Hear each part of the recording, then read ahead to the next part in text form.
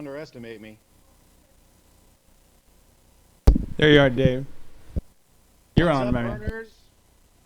What's going on? DC with you here on Bernie 2016 TV. That was some great media. It was a trailer made for the upcoming major motion picture featuring Bernie Sanders in the White House. A reality, hopefully not a movie, but that's a great trailer that Janine made. And welcome, everybody. This is the live show for the Charleston, South Carolina Bernie Sanders event. And we're going to be here with you for an hour, talking to you with some of the burners that are volunteering here at Bernie 2016 TV, a network for the 99, all volunteer network. People supporting Bernie Sanders and want to participate in a mass media experiment, a media revolution for a political revolution. And joining me tonight, is David B. What's going on, brother? Doing good, Dave. Just trying to stay out of the smoke that's blowing across from eastern Washington from our wildfires that we've got going on up here. Holy moly, you were burning up out here, man. It's crazy. Things are just exploding. We got firefighters dying.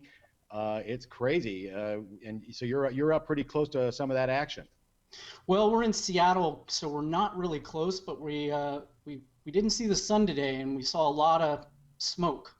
Wow. So it's blowing over, and that's definitely not a good sign. But state of emergency. There's over like 150 fires going on right now, and they're calling for volunteers, people from just citizens that want to step up and help fight fires. It's pretty incredible. So it's just a sign. I think this is the first time in a long time that the military or the National Guard has been activated to fight fires. So it's just some serious stuff going on out here. Our West Coast is a powder keg, but David B is up there, the great Pacific Northwest. And also joining us from the East Coast is Nigel on the comments today. He's going to be doing our comment moderating. He's normally a host, but he's he's going to sit in the comment moderating chair. How you doing, Nigel? Hey, good, thanks, Dave. Dave, two Daves. Hi, how you doing? I'm going to be looking after the comments here. I'm going to be watching the YouTube comments and also the Twitter comments. So if you've got some comments for us or want to tweet us something, you can tweet us on Bernie 2016 TV, hashtag Bernie 2016 TV or hashtag Bernie Sanders. And we'll be bringing some of them up. And if you've got any questions, put them in the YouTube comments, and we'll try and get to them as well as we go on throughout the evening. That's great. Thanks, Nigel. Yeah, this is a totally grassroots operation. We're looking at probably 12 people in the hangout here that are behind the scenes. They're going to be contributing. We got Richard Green out there. Janine is out there. John, we were having some really good discussions this morning. We had an impromptu show this morning. We found a stream, and I said, John, come on, let's do it. And Janine was around, so we threw up a great show, had fun with Nis again. Nis never sleeps. Nis is in the YouTube chat with the Cynical Girl. I think they're having a meeting there in the YouTube chat. So, Cynical Girl, thanks again. I think you were our first one in tonight, standing by for the show. And thanks to everybody who's been regular viewers of Bernie 2016 TV. And we're going to try to do this for you as often as we possibly can. The big question of the night, do we have a stream? And the answer is yes? Not that I'm aware of yet.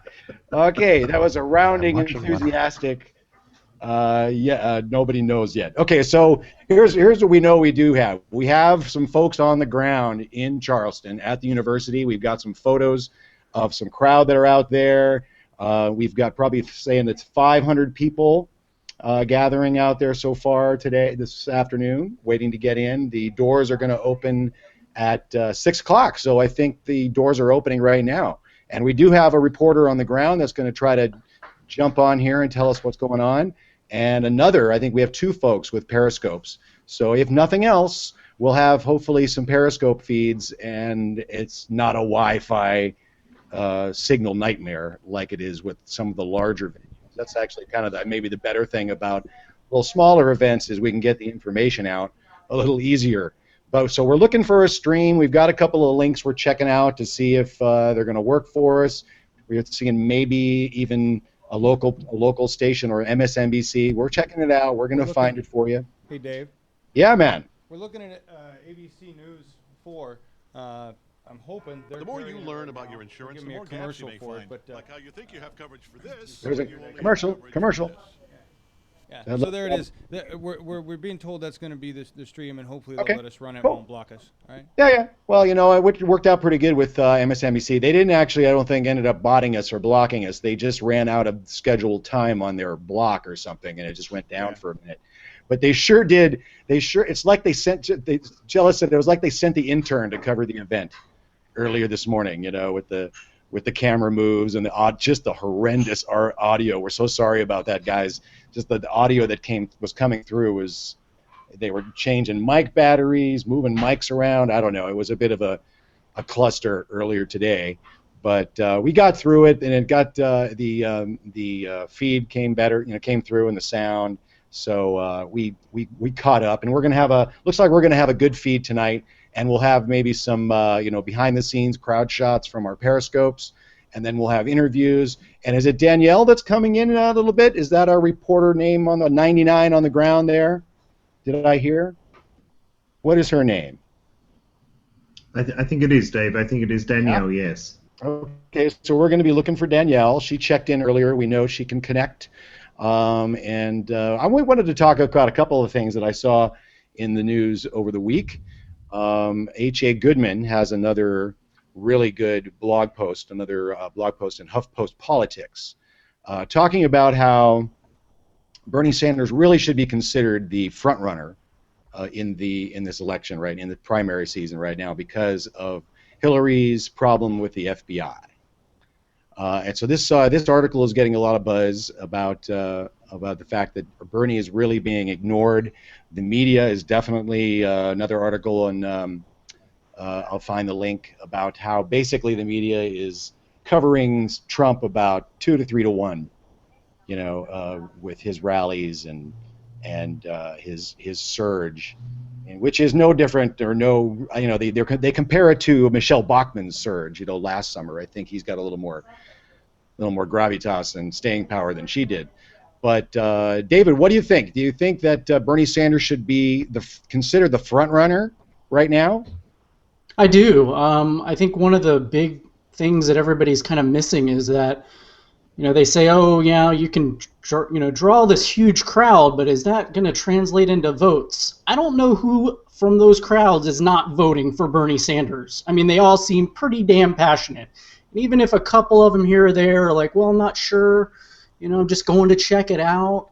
It seems to me that most of the people that are backing Bernie right now are pretty strong supporters, and they'd vote for him if the election was tomorrow. Now, you can look at polls, and everybody says, oh, in this national poll, he's still really far behind. But who are they polling? I mean, are they really polling the people that don't typically answer polls? Like, I don't answer my phone. They don't. Yeah, they don't answer my home phone. They don't poll on cell phones, as far as I know. I've never been polled on my cell phone. So that's interesting to me. I think where that information's coming from is maybe a little skewed, and I think what you're seeing in the surge of social media and the surge of the crowds is a big indication of the steamroll effect that's kind of occurring right now. It's like the more and more that people hear about Bernie. I think I saw something the other day that says certain amount of people don't even know who he is, like 40% of the people. And as people learn about him, I mean, Jesse Ventura the other day was saying, why do we even have an election starting this early? Nobody's even following it right now. So, I mean, can you really, really expect the general people, like my friends who, I would think are a little bit savvy and into politics, they're like, who, Bernie? Oh yeah, I heard about him. Like, what's his deal? It's like, dude, he's the biggest thing. He's the rock star of the whole campaign right now. So, I don't know. I'm a little jaded about some of these articles and things that are written. I think you had mentioned earlier. I think it was the 385 article that kind of talked a little bit about. I think that's more of a Republican publication that talked about Bernie's chances, which was interesting too. That they actually, was it some silver guy who said he's got a chance. I mean, that's a pretty big. Nate Silver, 538. That's a pretty big statement to me. Yeah, Nate Silver, 538. Yeah, that's one of the other articles that we're checking out this week.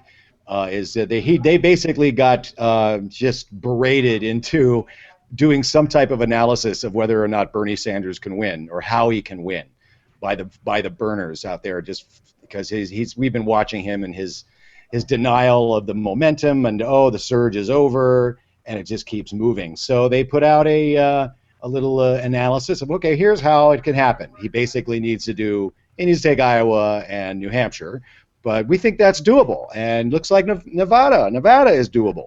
And I think they also said Idaho was one that would be pretty easy for him to win, as well as some of the other West Coast states. And it was interesting because that was I think reading that article, it was just a discussion within like a thread that they were doing internally, like behind the scenes, where they were like, hey, let's kick around this idea. Because they didn't put a lot of effort into that. They just took their live thoughts and just, okay, here's an article of, hey, shut up, leave us alone. But it was interesting, right? I mean, one guy kind of took the burner side of it, like, hey, let's speak as if we were the burners. What would they say in this discussion? So I think they gave it they tried to discuss it fairly from that perspective. Yeah, absolutely. If any of you guys have read these articles, go ahead and drop some comments in the YouTube, and we'll try to pick up on them and discuss these things that we're talking about. This week, the blog from H.A. Goodman, HuffPost, the 538 article, and on the Facebook, that Bernie Sanders has basically surged past Hillary Clinton in likes on Facebook, and it's huge. This is a huge deal, I think, and I don't know. So what do you think, Nigel? Why don't you weigh in on this? We're seeing the lines have crossed. Now he has 1.2 million, and he continues to grow with about twice as much activity that Hillary Clinton has been seeing. Yeah, I think what we're seeing is that Bernie Sanders, despite being the 73-year-old candidate, not to huff on his age, is actually ahead on the social media campaign or the social media part of this campaign, and that's where he's really getting a lot of his numbers. Also, a lot of those polls are of likely voters, and as you mentioned, from phone users, maybe not from the disaffected voters and so forth. So, I think that what we're seeing is that, it's different from 2008 or 2012. 4 years on in technology, a lot more people are on social media now, and I think it's going to be very, very important to his campaign that he actually is ahead in those likes in the Facebook page and so forth to get his message out. And that being that he's really the only candidate, as Todd McKinney just tweeted, said, who's going to choose our next president, us or the billionaires, and Bernie's really the only one that isn't backed by the billionaires. Even Hillary's, beholden to Monsanto and Wall Street, and Bernie's the only one that isn't corruptible and really deserves getting a buck or three thrown towards him, as Todd McKinney says in his tweets. Yeah. Well, he was connecting earlier today at that rally. It was a small rally, intimate. I think that ended up being about a little over 550 people, maybe close to 600 people. But it was, I think, his tone. Everybody was saying on the chat, where's the excitement? Where's the excitement? Well, first of all, the guy's tired. He's been going and going and going like the Energizer Bunny. But he basically, I think his tone and his level was right for the room, and they were very enthused. There were plenty of standing ovations on Enough is Enough, the Citizens United, just some really surprising standing ovations in South Carolina. And of course, we had Straw Hat Guy with the question, and he trying to get his question in the whole time we were watching him. We were talking about him on the YouTube stream. But yeah, it was question and answer. There were really good questions, and it covered a lot of topics, and there were serious questions. They weren't this nonsense that you're hearing out in the world of Trump and the right-wing clown car. We were talking about how Cruz basically did a stand-up routine bashing, roasting Sanders and Clinton at the Iowa town hall. And I think we have some video we might be able to pull up. We've got also Debbie Wasserman Schultz at the Iowa town hall. And now that's the other big thing that's happening. Who's that? Is that you, John? Somebody want to jump in? We got some questions there, Dave. Coming in, a couple of questions from Daygod42 and Seattle Puget Sound for Bernie Sanders. They were asking about the DNC superdelegates in the Democratic nomination process after the primaries, and they want to know our opinion on that, on the superdelegates and so forth. Well, I mean, I guess every state's a little different on how it works, whether it's a caucus or a primary. And my major, I've never been a delegate. I've never really thought about being a delegate. I know there are some people now that have been really disaffected in politics and are going to decide to caucus or be a delegate. So I think if that really inspires you, if you're interested in that, you should definitely find out how that's done in your state and in your primary. And we got to make sure that you're ready to go. And however it is in your primary, New York the deadline is coming up, Nigel. I know this is your pet peeve about getting people registered, and there are some early deadlines coming up now about registration in New York. I think it's even this month. Correct. Is it October? Correct, in October. Yes. October. Yep. So we have some, we've got some. You got to make sure you're registered correctly. The delegate. What is your opinion, Nigel? I guess you're becoming a citizen to vote in this process. I am. That's one of the things that I'm actually doing. You probably know more than I do how this process works. Well, I remember from 2012 it was a big problem. There was a lot of talk about superdelegates overriding the primaries and so forth. My personal opinion on the matter is, again, this is one of activism. This is one of grassroots movement, and we've basically got to flood the DNC with letters and petitions, just like we're talking about for more debates. The same with the superdelegate situation, delegate situation. I think we've got to make sure that the DNC knows that it's not just Debbie Wasserman-Schultz, deciding what's going to happen. It's up to all of us, and it's our votes, and we've got to flood them with letters and appeals and petitions. Man, I can't speak tonight, so that's what we've got to do.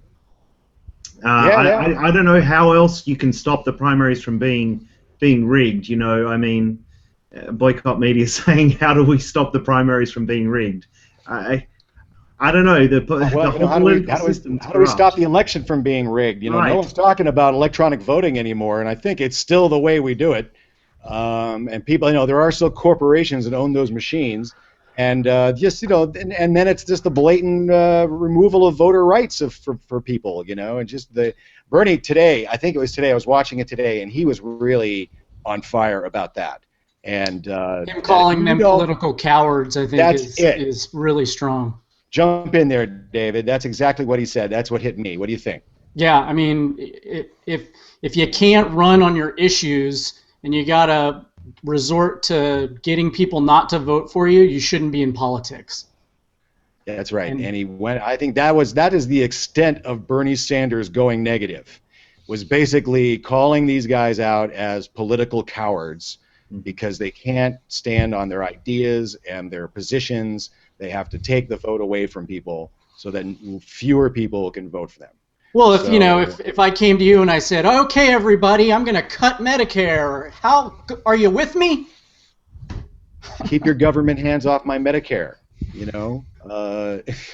Like, nobody's going to vote for somebody that says, hey, we want to pollute the planet more.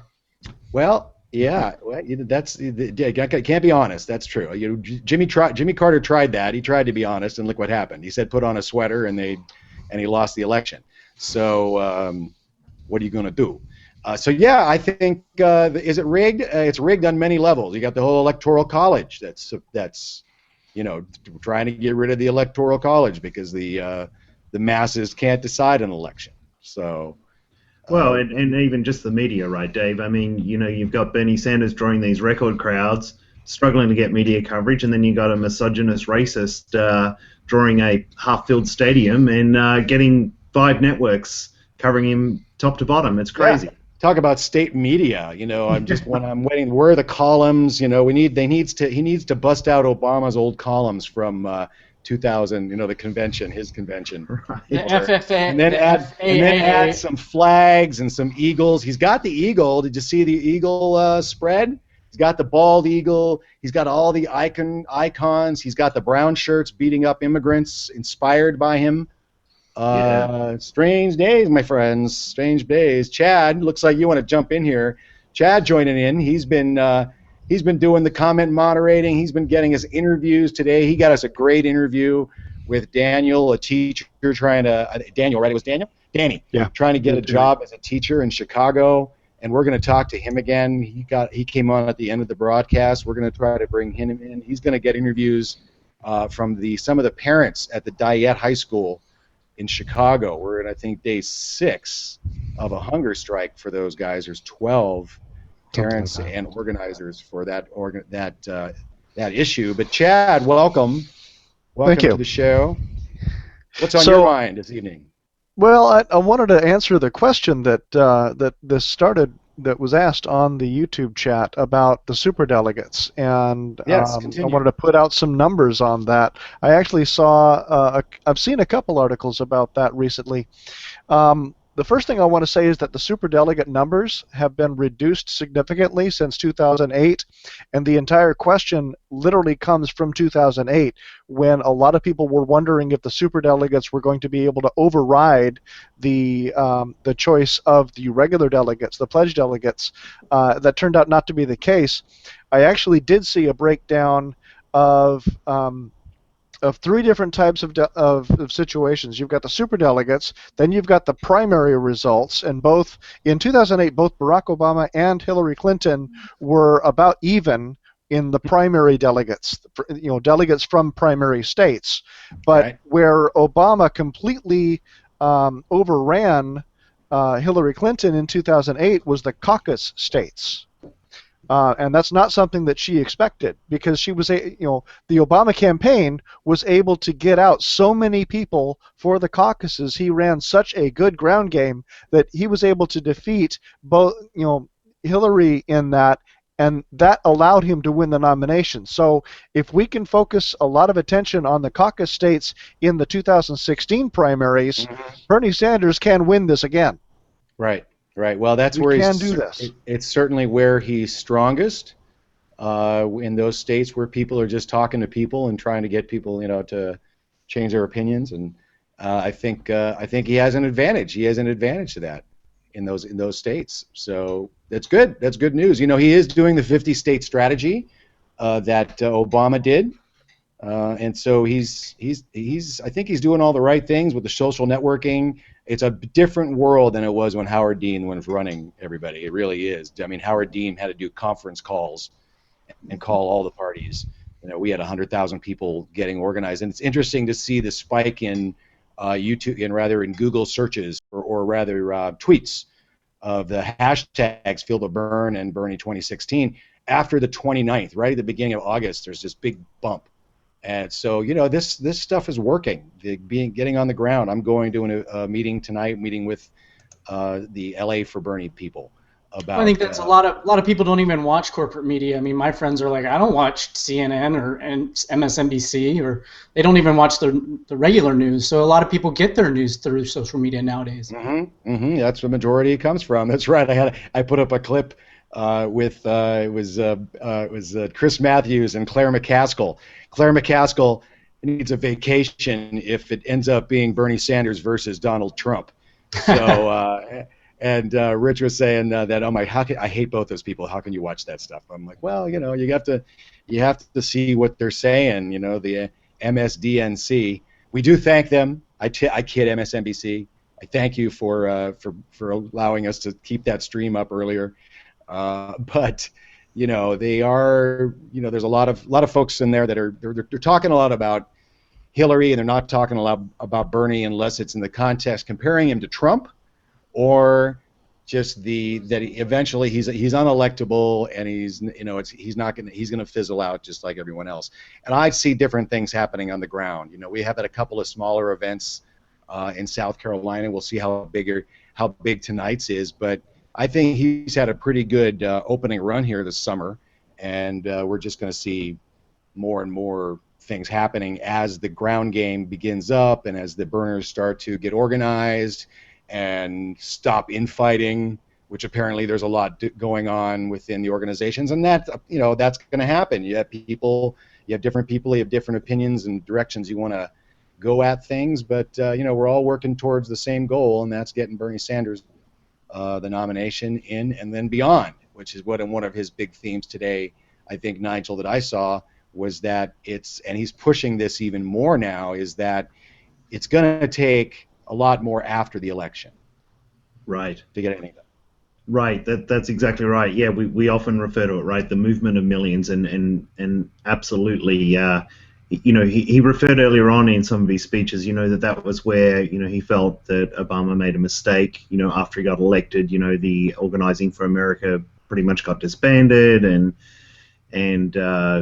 really didn't capitalize on the fact that he was elected, and Bernie says, that getting elected is just the first step. So yeah, we've got to stick with him, not just get him elected, not just get the downstream candidates, down ballot candidates elected, but also then continue to petition and make sure that government follows through on what they need to make sure we get the country back on track, without a doubt. I think that the whole call for the grassroots movement is really going to change the political spectrum. I mean, you're going to have a lot of young kids that are getting more excited about politics and want to get involved in their local campaigns, and that type of grassroots from the bottom up is going to be what helps transform this country in the long run. I mean, it's not going to happen overnight, but we're planting those seeds, and I think that's kind of what he's calling for. Yeah. Well, you see it also, Dave, in just in this exercise right here, right? Bernie 2016 TV. 4 years ago, Hangouts and the technology that we're using really wasn't proven. Now it is, and here we are, and we've started a counter or an alternative TV network to get Bernie's message out, just to circumvent the mainstream media. And anyone can really do that, right? Anyone can create their own media about Bernie. They can create videos and music. I know we've had some great music come out from people around Bernie Sanders and start to get his message and platform out. And yeah, all of a sudden the traditional avenues are rendered obsolete, and this is the new way forward, without a doubt. Definitely. Maybe let's take a little. Why don't we take a little break? We're about a half an hour away from Bernie. We're looking at. We've been seeing some still images from our intrepid reporter on the ground, Danielle. We can't get a broadcast out apparently because of signal issues, but we're getting some nice images of the crowd of people filling in. So we're going to have whatever stream we can find for you guys, and I think we have an official one, or at least a decent one that's going to come through. Maybe we'll get some crowd shots while we're watching that, but maybe we can play that Tony Teague video, or what's a video we might have on deck, John, that we could throw up there? Well, we got a few things. Give me 1 second. Yeah, there's a lot of media being produced out there, and you can create your own, and you can contribute to the station. We have Danny's going to interview some folks over there at the Dyett High School, some parents, about what they're doing, and he's going to upload it to the channel, and then we're going to talk to him about it. You can join in as a host. You can join in as a reporter. We try to pull in periscopes from folks on the ground, or Hangouts are preferred. It's all, of course, signal-based. If we don't have good signals, it's more of a challenge. But we like hanging out with you guys. We've got almost 200 folks in the chat room right now that are talking. So join us and stick with us. And let's go to a video. Hey, Dave. Yeah. Yeah. What we've got here is that I've got the Progress Illinois Coalition to Revitalize Dyett High School. This is a video that we have. It's about 3 minutes long. Sorry, I mangled that word, the intro. But yeah, no let's run this. I know what that video is. So that's about the action that's going on in Dyett. Yeah. So great. Let's take a look. Let's take a look at that. Great. Thank you.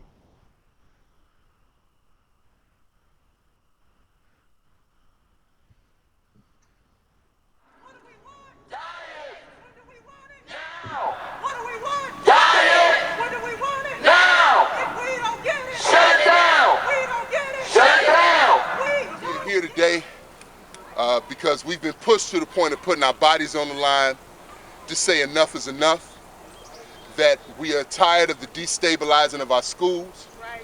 We are tired of schools that have been sabotaged from the very beginning, being labeled as failing, and our children being shipped around from school to school and treated as if they don't matter. While on the other side of town, children have Mandarin Chinese, they have Spanish, they have world languages, they have all the opportunities they need, while our children go to schools where they have to take art and physical education as online classes. We are tired of Mayor Rahm Emanuel and the Board of Education refusing to support a community-driven proposal for Walter Diet Global Leadership and Green Technology High School. As this school sits closed, we live in one of the most historic communities, African American communities in the United States, with no open enrollment neighborhood high school. That is not our fault. That is not the result of bad teachers. That is not the result of disinterested students. That is a result of disinvestment from Chicago Public Schools. This is the highest motivation a human being can have to fight for what's fair, for what's just, and to be able to come here today and say, we have played by the rules, but it looks like the rules of the game have been changed and rigged, but we will not stop at conventional means to ensure that we can look at our children in the eye, our grandchildren in the eye, and say, I did everything possible to ensure that you could be a successful member of this community and of our global world. I fought for Diet Global Academy and Green Technology School to become a reality. And as we stand here today in solidarity, even as I stand with them, my brothers and sisters, in this hunger strike, it is against the violence that is within this city that is affecting our young people. Violence, yes, I said violence. It is the bullets of bad policy and the knives of injustice that are killing our young people as well as our parents in our community schools. And so I stand with all of these parents here today and with all of my colleagues saying that the city government is culpable in this violence by not allowing this school to be able to do what it's able to do for our young people of our community. God bless you.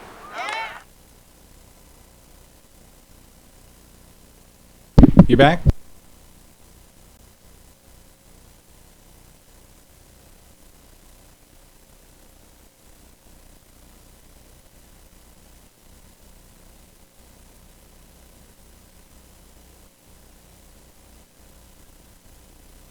Teacher we were speaking to earlier today. We're going to try to get you in, Danny. We're really scrambling to get our stream in order to make sure we have that set up. So it's a lot of scrambling behind the scenes going on right now. So we're going to try to bring you in to comment on that video, and maybe we can watch it again later, maybe after the stream or a little bit before we get to Bernie. But yeah, that's we're basically talking about, and this is kind of what we got into earlier with Danny. If Danny's dropping any questions into the YouTube chat, maybe we can bring him up in live production and we can talk about it, or his responses. But we do have an attack on public schools all across this nation, not just in Chicago area, and this is one of the agenda. This is one of the highest of the agendas of this group, these people on the right, and it has to do with the last public school that is in this neighborhood. And the parents and the activists, the organizations there are trying to save their last public school. One of the parents' child, I believe it's her daughter, would have to take a train and a bus to get to school 15 miles away if this public school closes. So it's really a tragedy what Rahm Emanuel is doing in Chicago to the public school system and really all across the nation. So Nigel, we've got a video set up we're going to go to. We have a request. We know this is a favorite of some of the burners out there, some of the folks that watch Bernie 2016 TV, all volunteers. Danny, we're going to try to get you in once we get the stream. But let's, who do we got up on deck here, Nigel? We got Tony Teague, right? Tony Teague, and yeah, we'll play him. I'm the one that came across Tony Teague a couple weeks ago, and it turns out he's, if you buy his song, he will donate half the proceeds to Bernie's campaign. So just a little shout out to him and thanking him for letting us use his song on the air. The rappers are coming to Bernie. We got Lil B, we got Tony Teague. So it's all good. It's good. All right, let's watch it. Let's see. Feel the burn. It's for Lauren. Thanks, Lauren.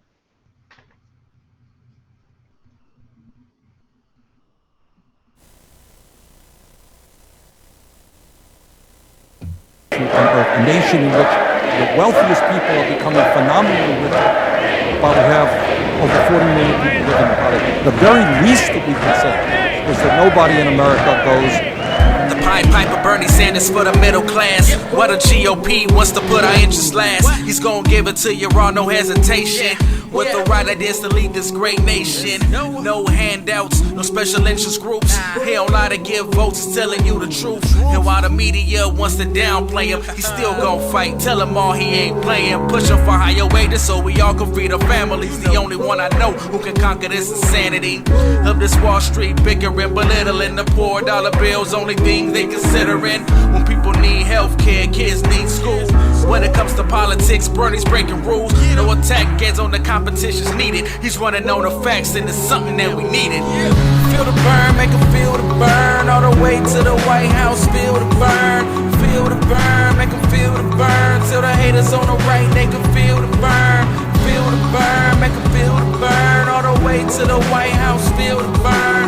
Feel the burn, make him feel the burn. Till the haters on the left, they can feel the burn.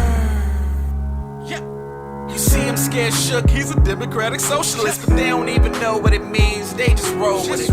Get over it, check the resume, fighting for civil rights ever since the first day. While other candidates still with their hands out, we do it old school, grassroots stand out. Cause this is our time to have a voice that's heard. You fat cats had your chance, now it's our turn. They say he can't win, he's too liberal, way too extreme, too honest and too cynical. They want another robot politician, the same old rhetoric, now they gon' listen. Feel the burn, make them feel the burn. All the way to the White House, feel the burn. Feel the burn, make them feel the burn. Till the haters on the right, they can feel the burn. Feel the burn, make them feel the burn. All the way to the White House, feel the burn.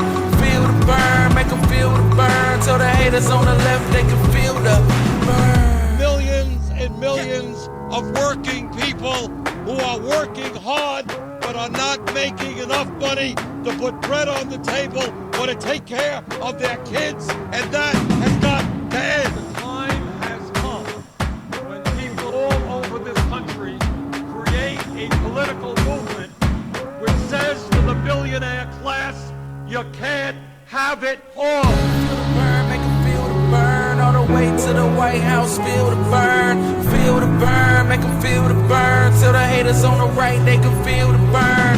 Feel the burn, make them feel the burn. All the way to the White House, feel the burn. Feel the burn, make them feel the burn. Till the haters on the left, they can feel the burn.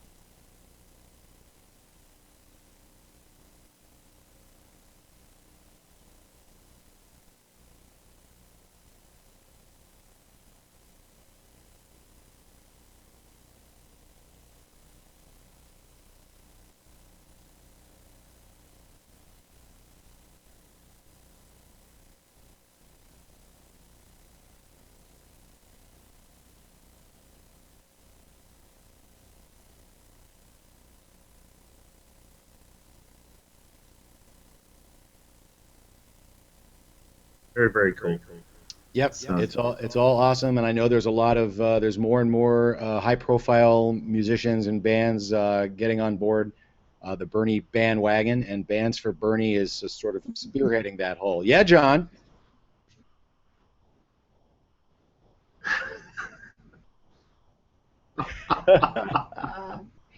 Can you read our lips? You want me to re-promote that? You got to say it all over again. Nobody heard it. It's totally my fault. Take two. Yeah. All right, okay. Recap, Nigel. So, Dave, what I was saying was that everyone loves the monkey. They love the orangutan, and Right. he's one of our own, Rich, and Yeah. he's involved in a special project for Bernie 2016 TV called Bands for Bernie, and has actually put a call out for more people to contribute original music around Bernie Sanders, around the political revolution, or even just inspiring music for us to jam behind on this journey.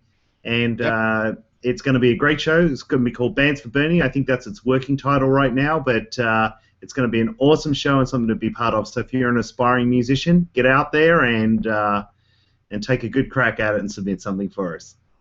Nice, yeah, definitely.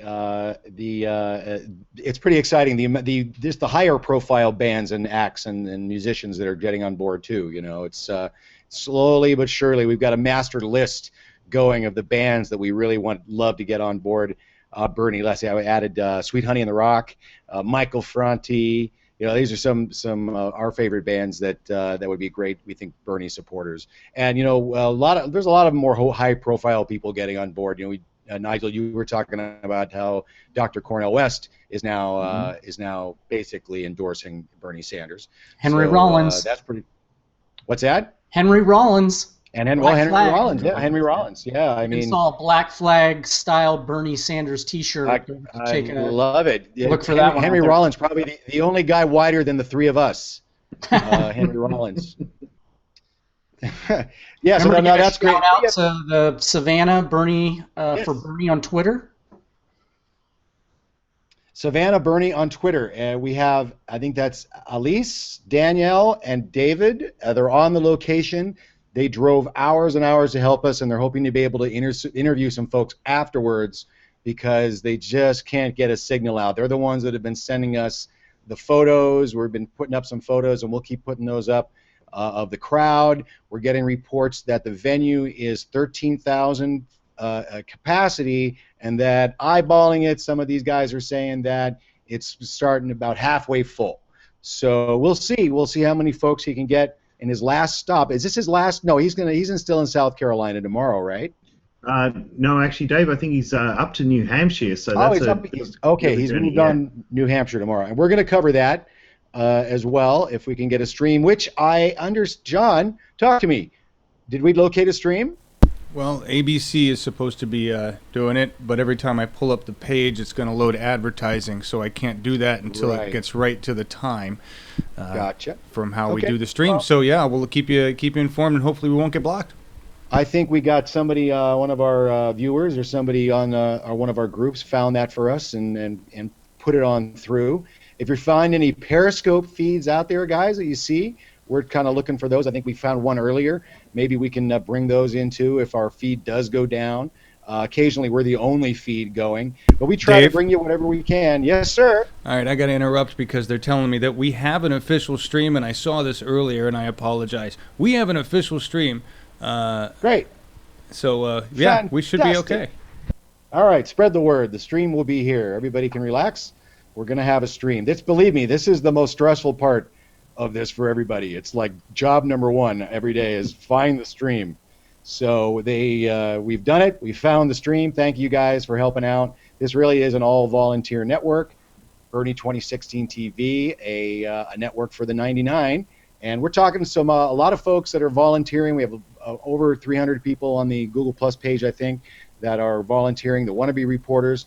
These folks drove, the Savannah for Bernie folks drove hours and hours to be at this event because they saw a broadcast and wanted to get involved. So you can do that too. If you're going to be at a Bernie event, we'll try to bring you in. We try the best we can with screwy Wi-Fi and data, and they don't make it easy. But we're looking at options for that too, guys. There's a lot of exciting things happening on this network. We were only just over 6 weeks old.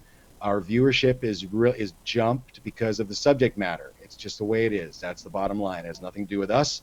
It's all about you guys. Your opinions. Definitely has nothing to do with us. Definitely has nothing to do with us. Not at all. It's or really at least me. We want more hosts. We got a bunch more hosts coming on in September. More shows. We've got a veteran-specific show. We have a Native Lives Matter show, a Black Lives Matter show. Activists that want to get their word out. We're we're doing it. That's what we're trying to do. So get involved.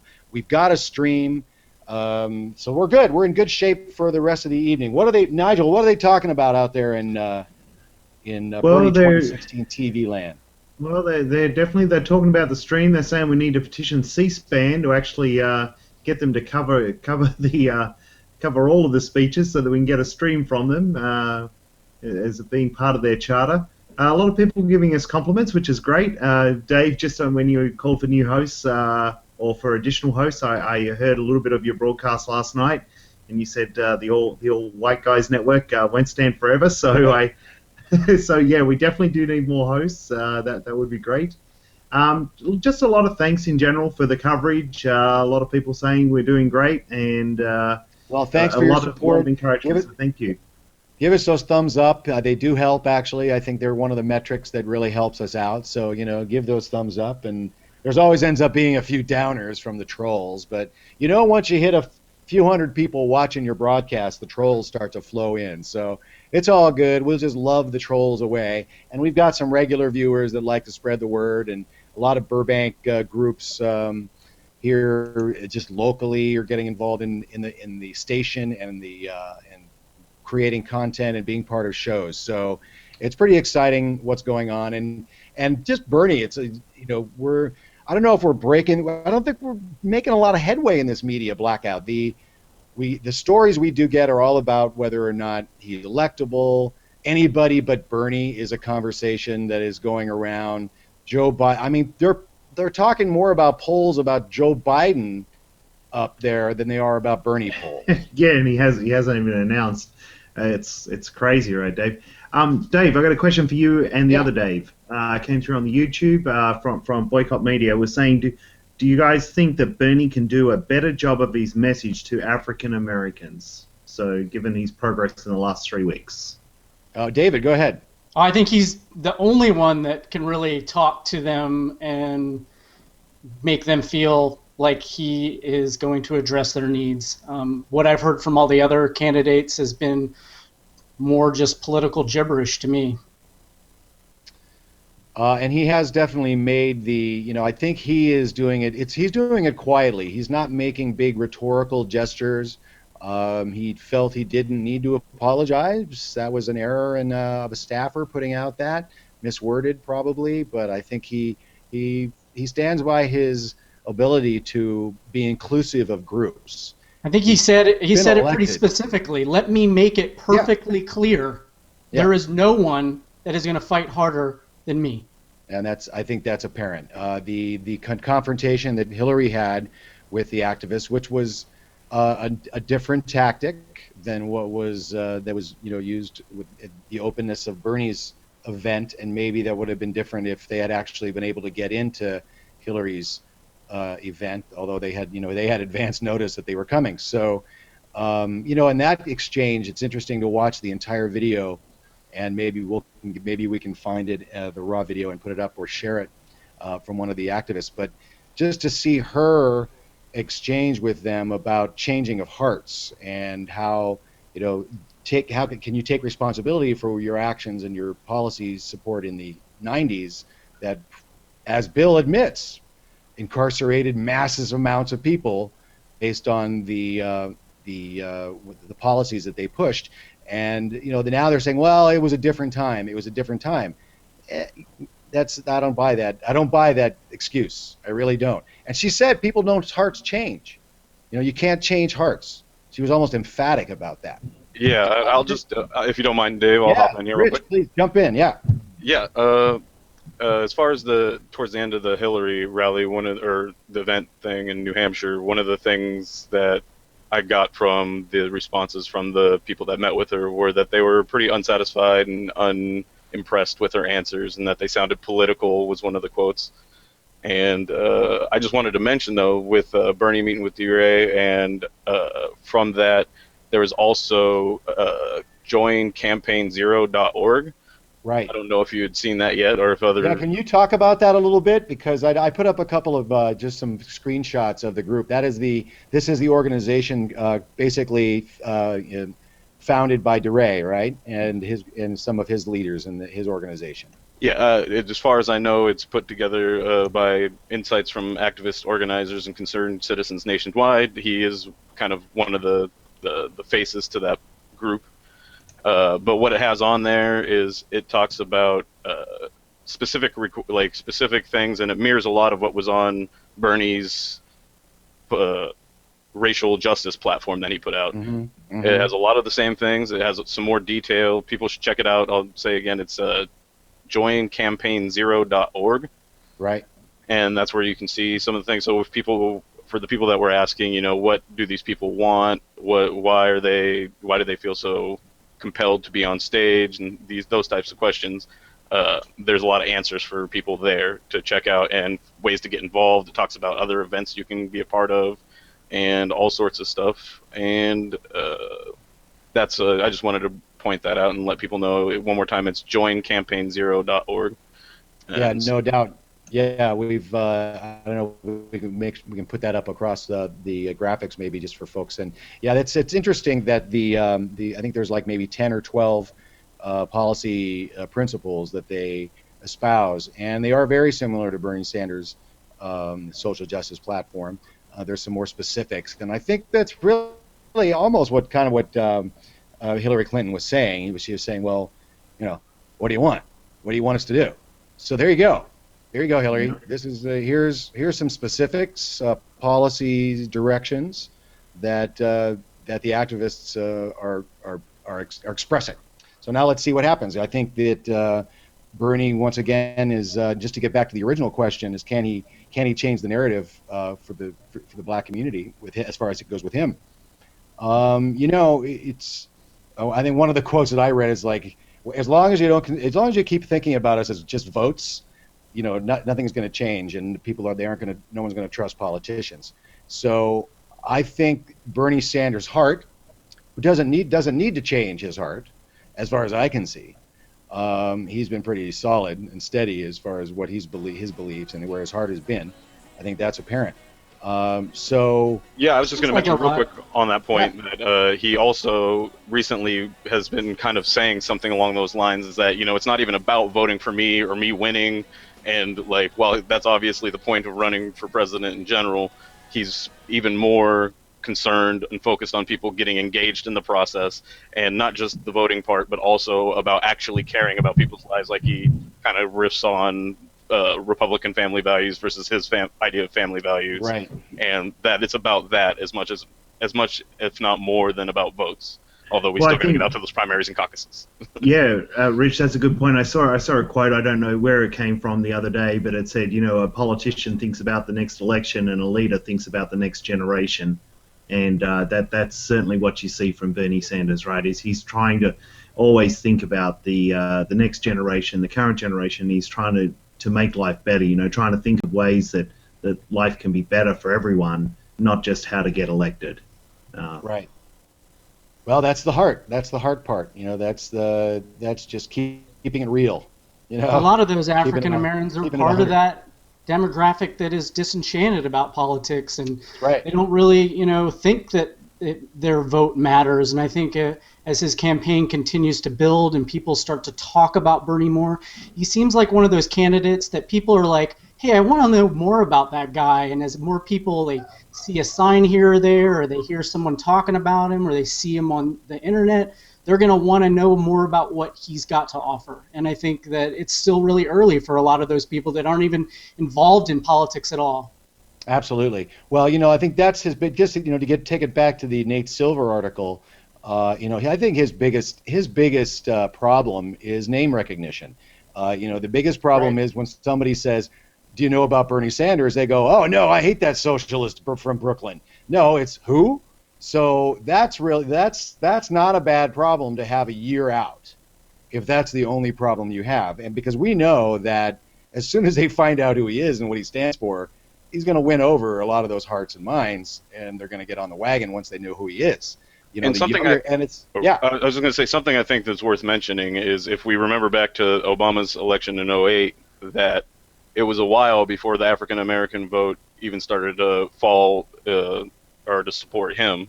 it wasn't until Hillary started to show some weakness, and he started to show that he could win, that when the African American vote really started to look, our community started to look towards Obama as a more viable option.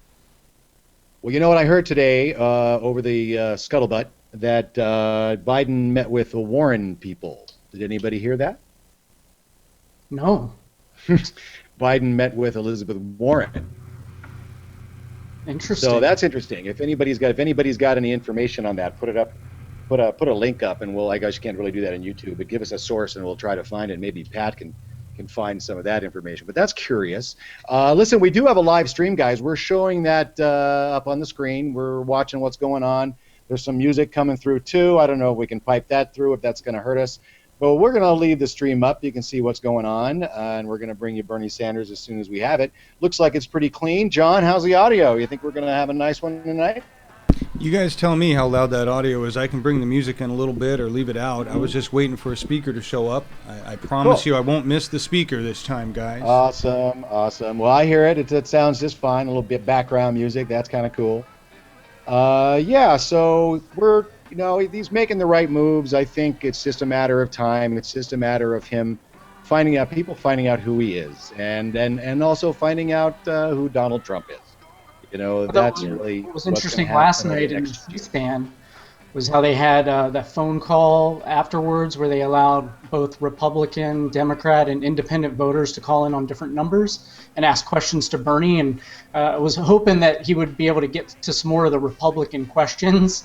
But it was interesting to see how he answered some of those. And that's the kind of stuff that I really think people want to hear more of, the more that they can see that, hey, this guy can actually answer the question and not kind of scoot around it and answer in some political fashion. I really think that gains him a lot of points. Mm-hmm. I'm just, Chad found this article, Boston Globe. Vice President Joe Biden held private talks with Massachusetts Senator Elizabeth Warren in Washington Saturday, according to a source familiar with the meeting. The latest sign that the vice president is getting more serious about entering the presidential race. I guess she also met with Clinton several months before she got in the race. So Kingmaker Elizabeth Warren maybe is what's going on here. I don't know. That's Boston Globe today. Nigel, what do you think about that? Well, it's not called politics for nothing, right? I mean, there's a lot of backdoor deals that go on across the entire spectrum, and people trying to rustle up support and so forth from each other and favors and whatnot. I hold Warren in pretty high esteem, and I think she'll be fairly transparent with whatever happens. I'm sure the establishment is worried about perhaps the email scandal, and do really seem to be against Bernie Sanders right now. And when you see the corruption that's going on in our government, you can understand why. So I'd love to be a fly on the wall in some of those meetings. Oh yeah. Yeah, because she's telling it like it is too. I mean, she doesn't hold back. She's not gonna, she just in public, she's wide open. I'm sure he is. She's just as forthright with him in public. And really, the biggest news of the day breaking, and I think this is going to clinch it for Sanders. He got an endorsement today. I don't know if you guys heard this, but I think it's over. I think Hillary just needs to call it over and just call it Bernie and concede. But Dez Nuts apparently has thrown his support behind Bernie Sanders. He was polling 9% in North Carolina, right here in my home state. So 9% of Dez Nuts voters jumps over Sanders. We got it. That's it. It just goes to show you how upset people are about politics, right? When they choose somebody like that, Well, you remember our governor's race not too long ago when we elected the governor. There was quite a cast of characters running for office then. I think Gary Coleman was in there. We had a couple of hookers, a porn star. It was quite a sheer. And so Dez Nuts, everybody, throwing his support behind Bernie Sanders. So I did hear about a scandal that might rock Bernie. I heard he had some overdue library books. Ooh. So I mean, if that's all they got on him, yeah. Okay. Well, you know, it might have been the Little Red Book. You never know. If it's that, we're in trouble. But we'll see. So, Dave, yes. just go back. I was just looking at the agenda there that they've got for this evening. Obviously, Simone Sanders kicking off the introductions, which is one of the great appointments, you know, talking about Bernie's appeal to the African American community. And then I see also Chris Nelson, the head of South Carolina African American Nurses Association, is also one of the people introducing Bernie tonight. So that should be quite good. So recent major endorsement from the nurses union. Correct. So he's staying with that theme. Labor for Bernie. Live better. Vote Bernie. That's what I say. So we'll see if he can. I know he's made some direct pleas to the AFL-CIO that he really is the guy for them. So we'll see what kind of major labor endorsements he can get. I mean, that's another thing, you know, Dave. If you know, he has over the years his Senate and his campaign is in the House, and he's taken money from labor organizations. That's really the list. That's who's on that list, are unions and labor organizations of people. I think there was a labor organization the other day that was going to support another candidate, and all the actual people that were part of the union were like, "What? We want Bernie." So it was right. It was like a unanimous decision of the actual people in the union wanted Bernie, but the actual organization was going to support someone else. So it's interesting to see like that kind of thing happening as well. Yeah, this is great. I love this. This is like my sports. I don't watch sports. So this is like the Super Bowl. This really is the Super Bowl, everybody. I mean, we are progressive. Progressive values are in serious danger. We have a swing to the right happening in Europe. Dave looks like Simone's up. Go, baby. See you later. See you afterwards. I said, how are you doing, Charleston?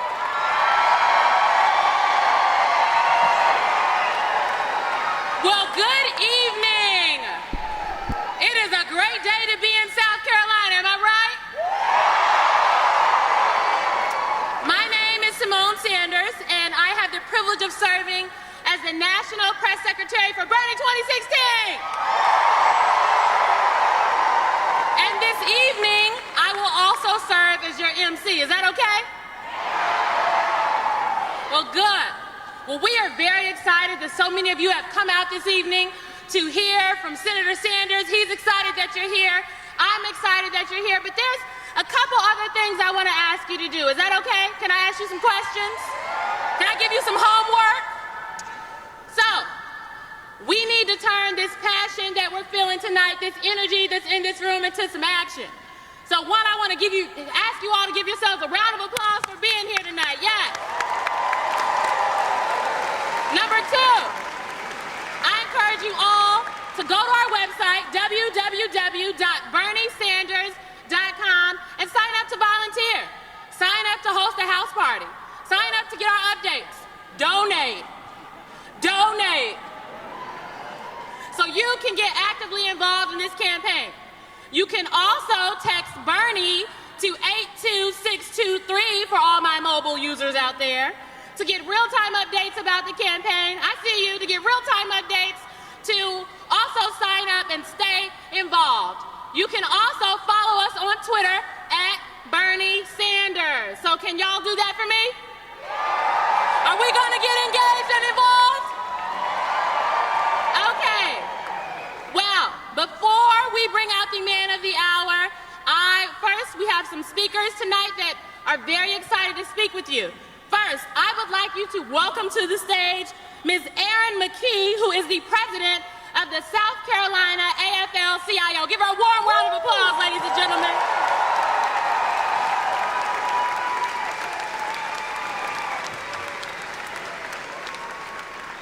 Good evening. I am so excited to see all of you here in Charleston, South Carolina on a Saturday night. Yes. As South Carolinians, you all know the phrase, fired up, ready to go.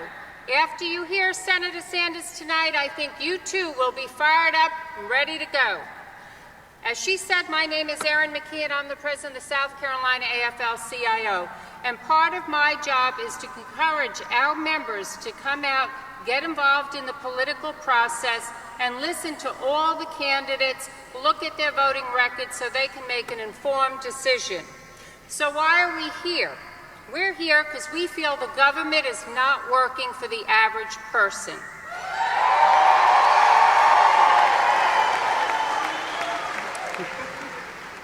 I've asked a lot of people why they like Bernie Sanders. And a retiree told me that they like Bernie Sanders because he not only doesn't want any cuts to Social Security and Medicare, but he wants to expand them.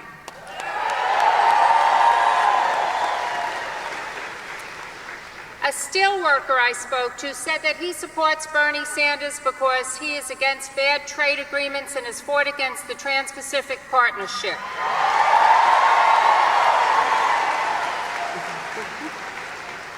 A construction worker said he supports Bernie Sanders because Senator Sanders said that he wants to invest in infrastructure which will bring good jobs to this country.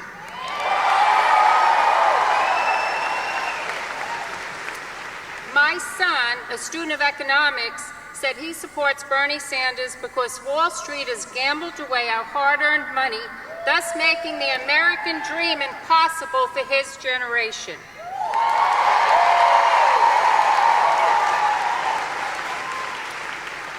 And the low-wage workers I know love that Bernie Sanders supports a $15 living wage.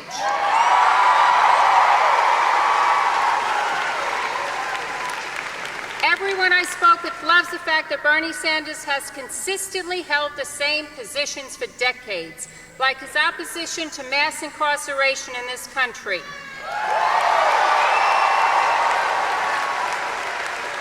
As long as we let the corporate-controlled media pit us against each other, as long as we allow the corporations or people, the fat cats who run those corporations are the only ones with any rights at all. The 1% won't stop until they have all the money and all the power. The solidarity of working people in this room and across the country and a leader like Bernie Sanders can change that.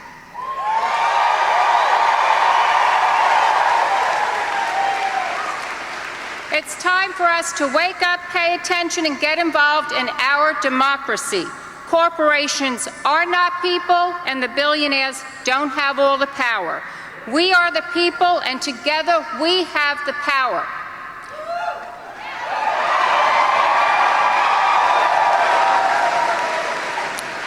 I heard Bernie Sanders say that he was doing this, one of the reasons is because he loves his children and his grandchildren. And I believe that Bernie Sanders is going to do the best for this country because he loves his children, he loves our children, and he loves every child in this country and wants to make it better.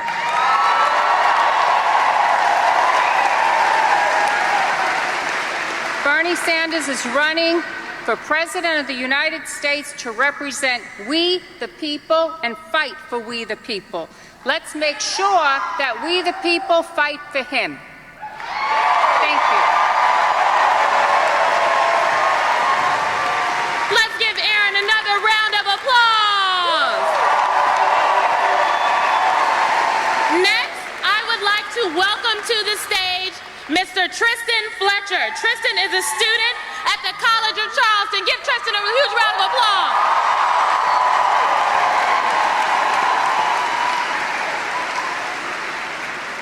Good evening, everyone. My name is Tristan Fletcher, and I'm a junior at the College of Charleston. Ever since I was a child, I've been told that we are the future. Now, midway through my college experience, I try to understand how I can help fulfill that dream. I've come to understand that college is an expensive proposition. From firsthand experience, I can say that it is difficult to achieve this goal without incurring excessive debt along the way. As Senator Sanders has stated, countries like Germany, Denmark, Sweden, and many more are providing free or inexpensive higher education for their young people, end quote.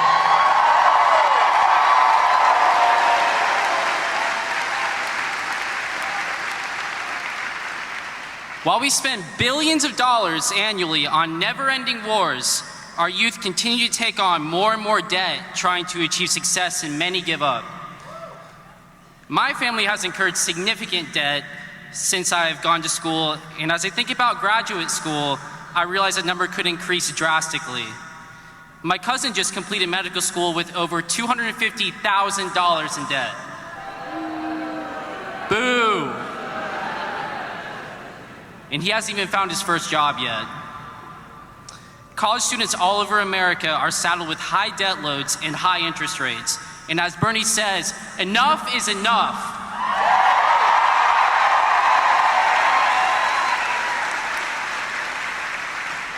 Senator Sanders' legislation to make tuition free at public universities and colleges by imposing a tax on Wall Street speculation is just the kind of action this country and our young people need.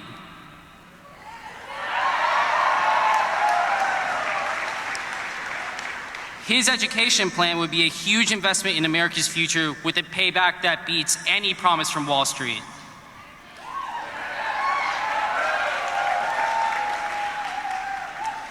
Senator Sanders is about taking action to help ordinary Americans. What a refreshing idea that is.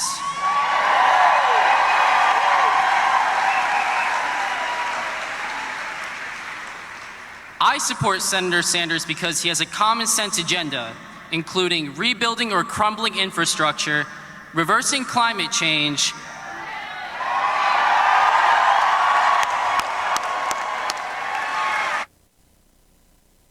college affordable for all,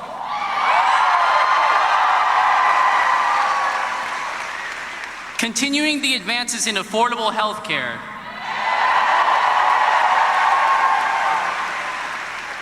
real tax reform, and protecting the most vulnerable Americans.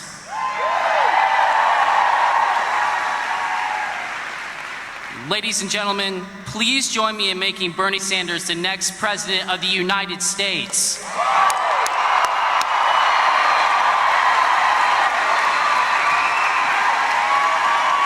All right, let me do a crowd check. How we feeling out there? I think you can do better than that. How are we feeling out there? All right, well, before I bring Senator Sanders out, I want to chat with y'all for a second. You know, 3 weeks ago, America celebrated the 50th anniversary of the Voting Rights Act. Indeed, because, you know, the Voting Rights Act was the civil rights movement's landmark legislation. So 3 weeks ago, we acknowledged just how far we've come in this country. But the Supreme Court's 2013 decision gutting a key provision of the Voting Rights Act was a shameful step backwards. Today, we know our voting rights, as well as our family values, our quality of education, and Black lives are under attack. We know we still have work to do, and that we need people we trust leading this country to get the work done. We need people that are not afraid to speak truth about the injustices that are plaguing people of color and the plight of everyday, hard-working Americans. We need people who know the critical civil rights law which protected voters in places with a history of discrimination is as necessary today as it was during the Jim Crow era. People who know economic inequality and racial inequality are parallel issues and must be addressed simultaneously. People who are committed to reforming the juvenile justice and criminal justice systems. So we're not locking up a whole generation of people. But we are instead ending the disgrace that is the mass incarcerations of African Americans in this country.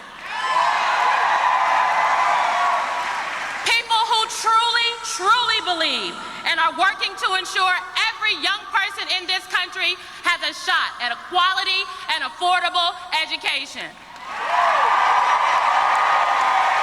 People like Bernie Sanders.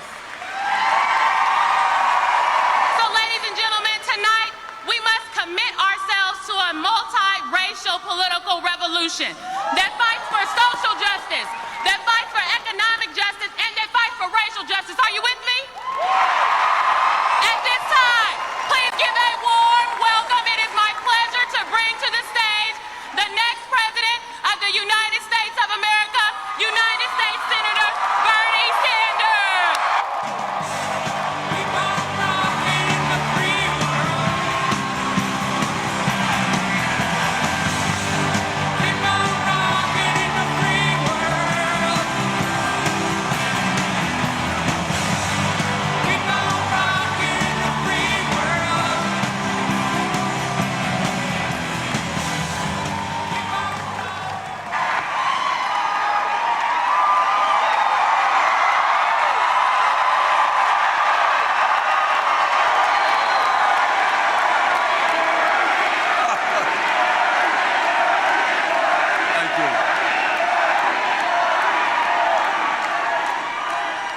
Let me thank Aaron and Tristan and Simone for those beautiful introductions, and thank you, Charleston, for this turnout.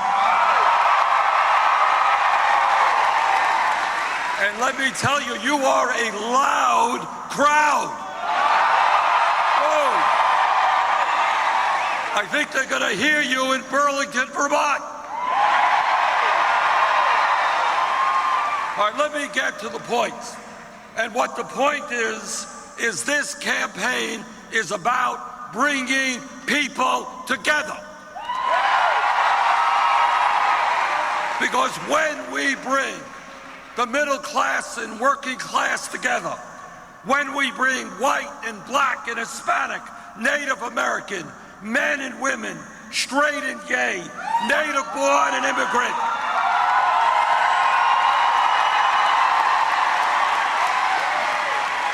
when we bring our people together, there is nothing that can stop us from transforming this country.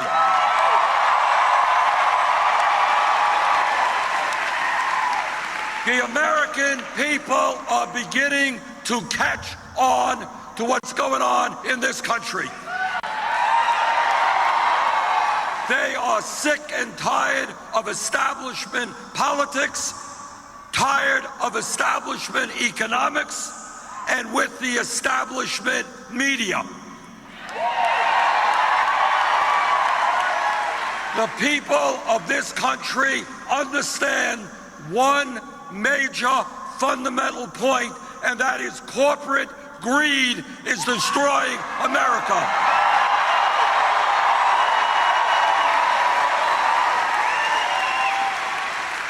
They understand that it is immoral, that it is unsustainable, that almost all of the new wealth generated in this country is going to the top 1%, and you and I together are going to change that.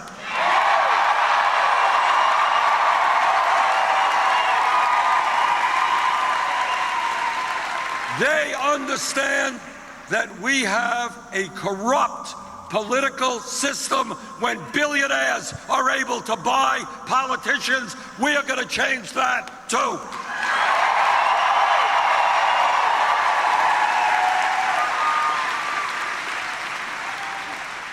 And what we are saying in this campaign is something no other candidate will say. And that is, we cannot bring about the kind of changes that we need in this country unless there is a political revolution.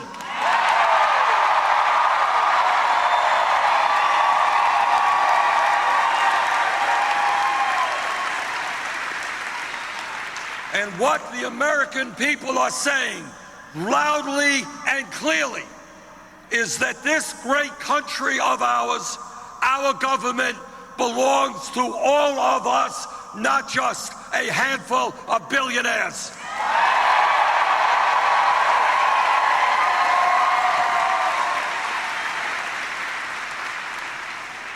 Brothers and sisters, today we live in the wealthiest country in the history of the world, but very few Americans understand that.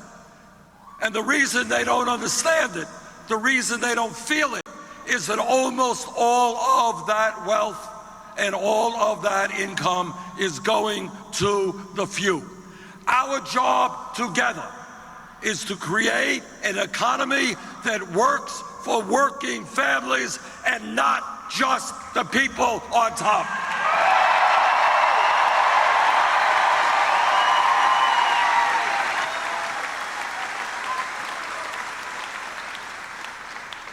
Our country today has more income and wealth inequality than any other major country on earth, and the gap between the very, very rich and everyone else is growing wider.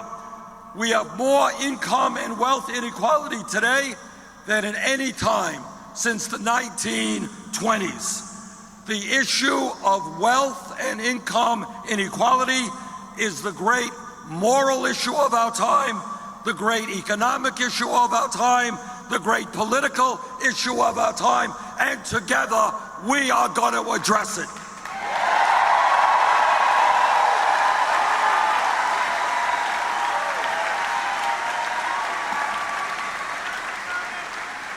Let me be very clear.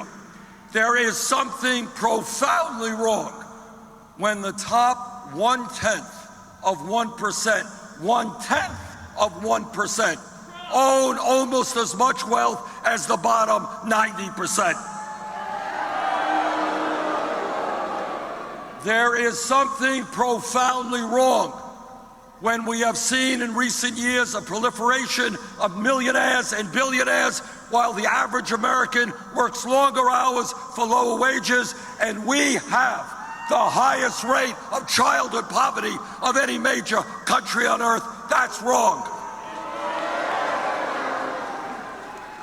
There is something profoundly wrong when one family, the Walton family of Walmart, owns more wealth than the bottom 40% of the American people.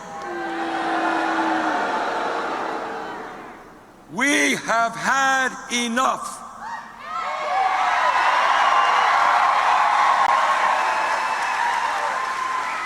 And this country is sending this campaign, and the people of America are sending a message to the billionaire class, and that message is simple. You cannot continue to have it all.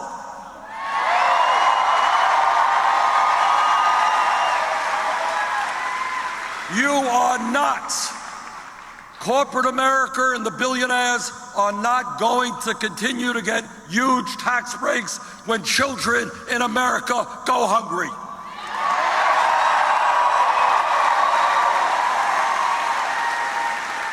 Corporate America and the billionaires are not going to continue to send our jobs to China and other countries when millions here desperately need good-paying jobs.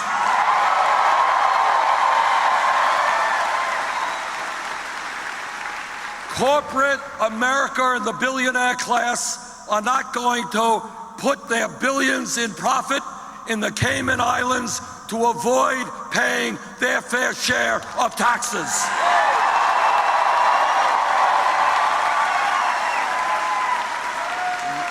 What we are saying loudly and clearly is corporate greed is going to end, and we are going to end it for them.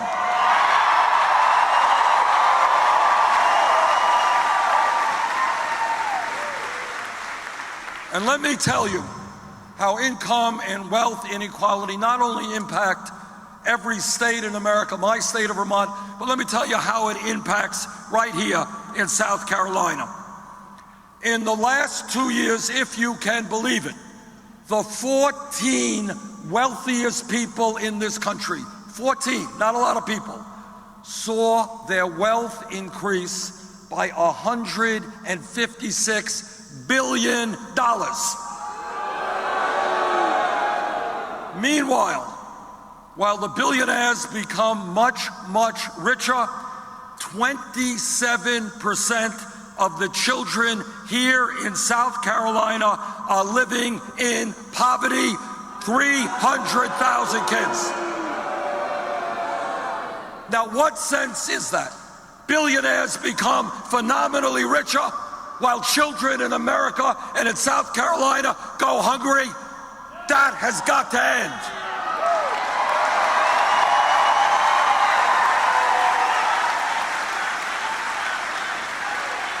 And let me be very clear, of those children living in poverty, 138,000 are black, 95,000 are white, 34,000 are Hispanic. This is an issue that cuts across the board. It impacts every race, and together we are going to end the shame of having the highest childhood poverty rate of any major country.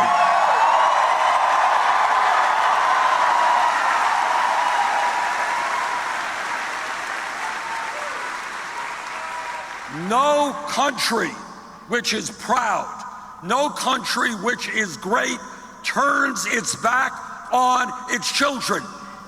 No country, no proud country leaves kids without enough food to eat, without decent child care, without decent education, without decent housing.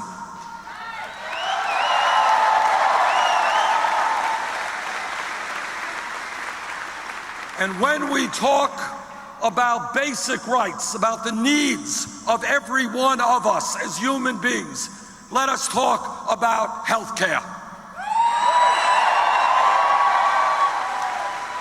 Let us talk about the fact that the United States of America today is the only major country on earth that does not guarantee health care to all people as a right. And that is why I believe in a Medicare for all single-payer program.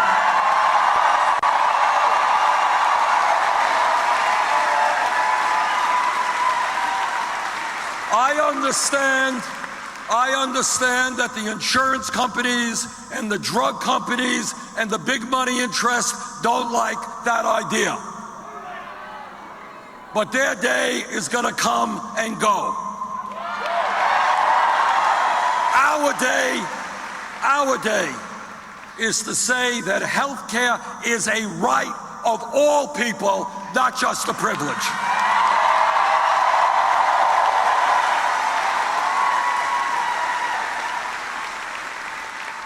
Now, I believe in a Medicare for all single-payer program. Unfortunately, my colleagues in Congress at this moment do not. But what we did a few years ago is we passed, as you know, the Affordable Care Act.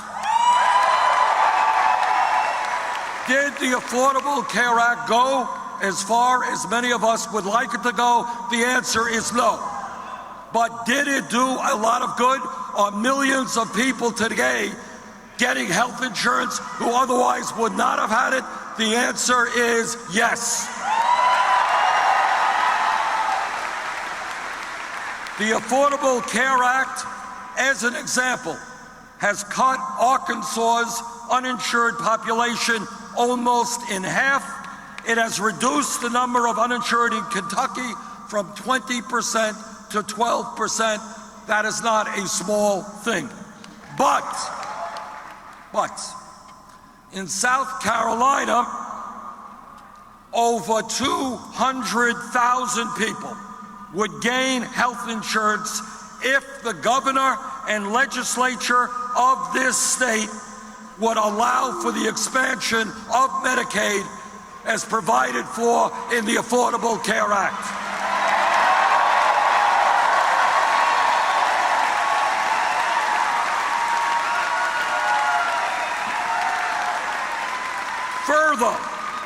Further, the state would gain tens of thousands of decent paying jobs, and the federal government picks up almost all of the tab. It's a pretty good deal for South Carolina.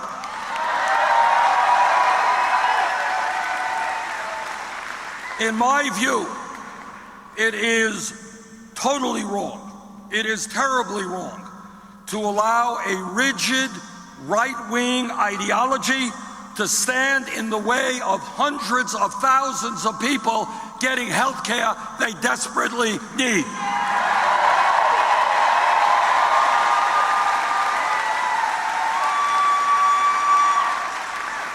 If the governor and legislature, and it's not just South Carolina, there are many other states doing exactly the same thing. And these are legislatures and governors who say, I don't like President Obama, we're not going to expand Medicaid. That is wrong. Legislatures and governors have got to get beyond their ideology and understand that if they do not expand Medicaid, hundreds and thousands of people will die who should not have died. That is wrong.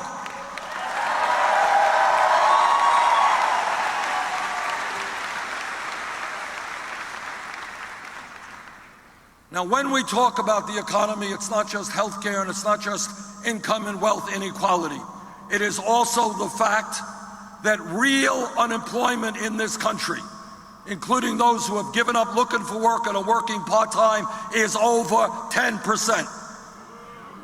We have a jobs crisis. We have an unemployment crisis. And let me tell you something that very few people talk about, and I will continue to talk about it, and that is youth unemployment.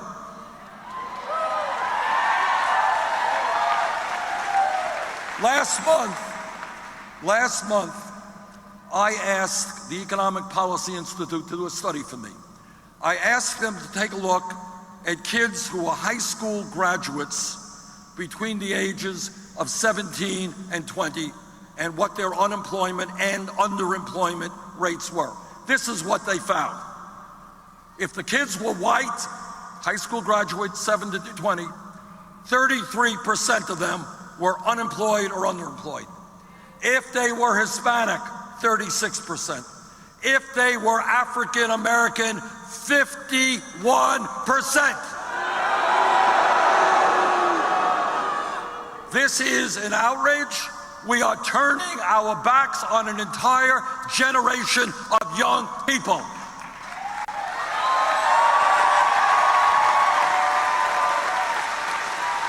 And let me tell you something else. We have in America, shamefully, outrageously, more people in jail than any other country on earth. China, that's right. China, as you all know, is a country much, much larger than we are. China is a communist, authoritarian country. Pretty tough stuff over there. We have more people in jail than China. And let me tell you this also. If anybody here does not believe that there is a direct connection between 5.5 million young people in this country who have no jobs and who are not in school, if you think there is not a connection between that reality and the fact that so many of our young people are in jail, you would be sorely mistaken.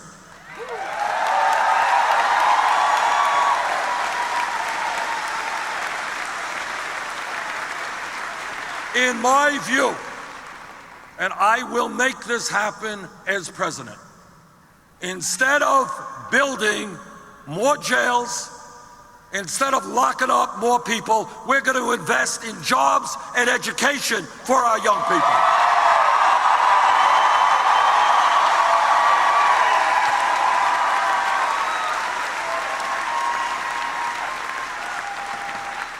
We do not want to live in a country which has more people in jail than any other country. We want to live in a nation which has the best educated population in the world.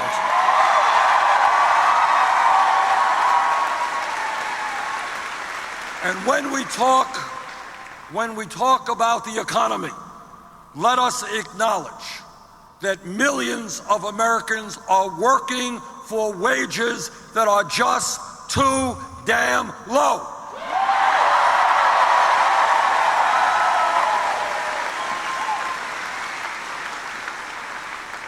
The federal minimum wage of $7.25 an hour is a starvation wage.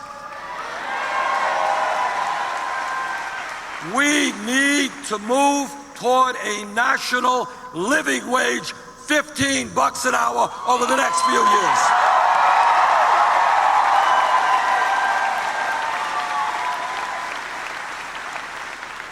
It is not a radical idea to suggest that if somebody in America works 40 hours a week, that that person not live in poverty.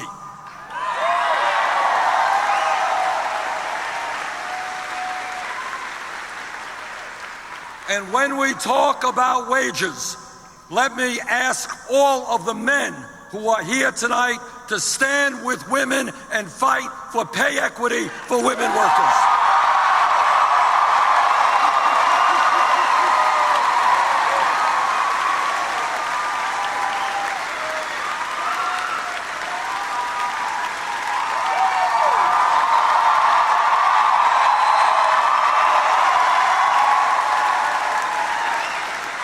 There is no rational economic reason why women are making 78 cents on the dollar compared to men.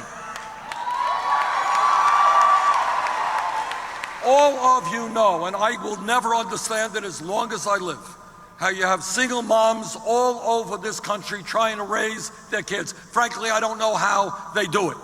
But if we could at least provide pay equity for women workers, we could take a huge chunk out of poverty for women heads of homes.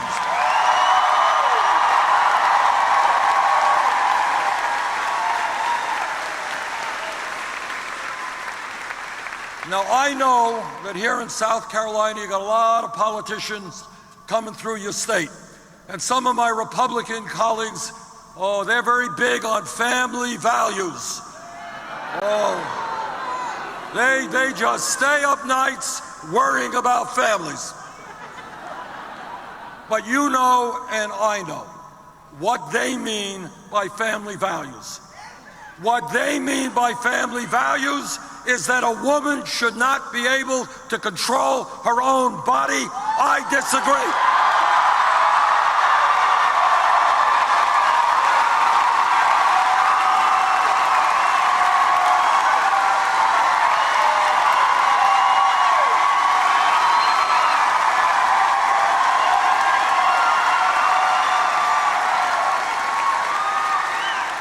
What they mean is that women are not smart enough to be able to purchase the contraceptives they need. I disagree.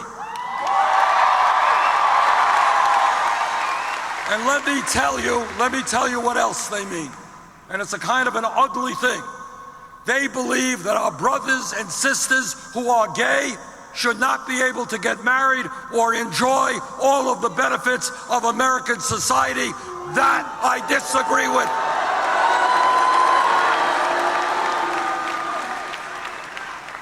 I have 4 great kids, 7 grandchildren, and Jane and I have been married for 27 years.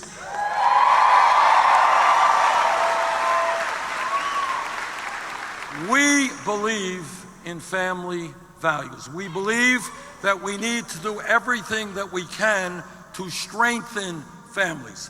But my sense of family values is very different than my Republican colleagues.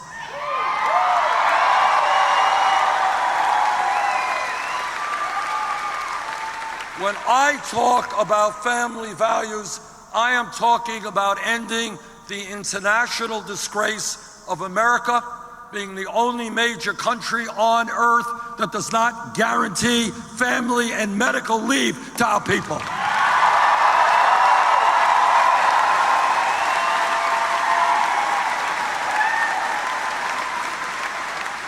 And let me tell you what I mean by that. Today in South Carolina, today in my state of Vermont, women are giving birth. And all of you who are parents understand what an unforgettable, momentous day that is when your baby comes into the world. And it's a pretty big day for the baby as well. But here's the story. In Vermont and in South Carolina, if that woman, that family have decent incomes, mom can stay home with that baby for weeks and months, get to know and love and nourish that baby. in the most important time of that baby's life.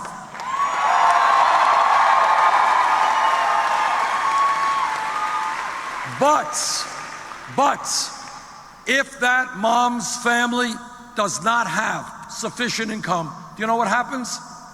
That baby is separated from mom because mom has to go back to work in 5 days or 10 days. That is wrong. That is not a family value. And that is why I will fight to make sure that every family in America gets 3 months of paid family and medical leave.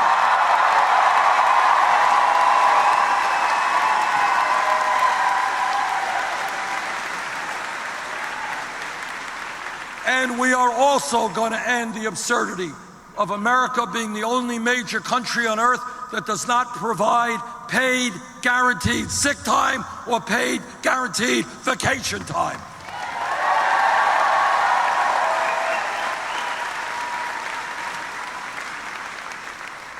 If real unemployment in America is over 10%, if youth unemployment is 30, 40, 50%, it is clear to me that the United States government must develop a major federal jobs program to put our people back to work.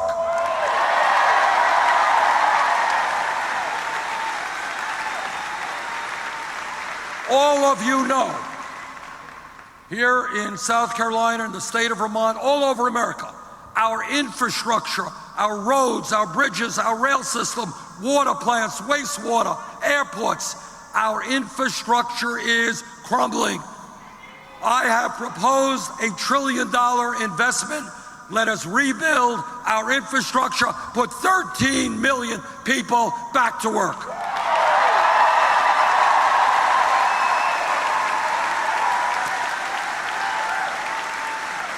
And brothers and sisters, when we talk about jobs, it is not only that we must create millions of decent paying jobs, we must stop the loss of millions of jobs due to our disastrous trade policies.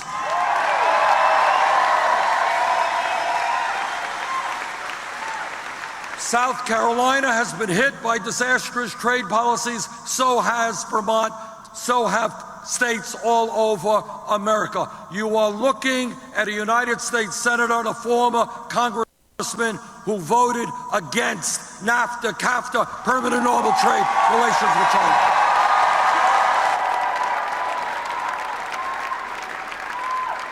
And you're looking at a senator who will help lead the opposition to this disastrous TPP agreement. Look, here's the truth, the simple truth. Corporate America wants us to buy their products. Go home, turn on the TV, and that's what they want. If corporate America wants us to purchase their products, it's high time for them to manufacture those products here in America, not in China.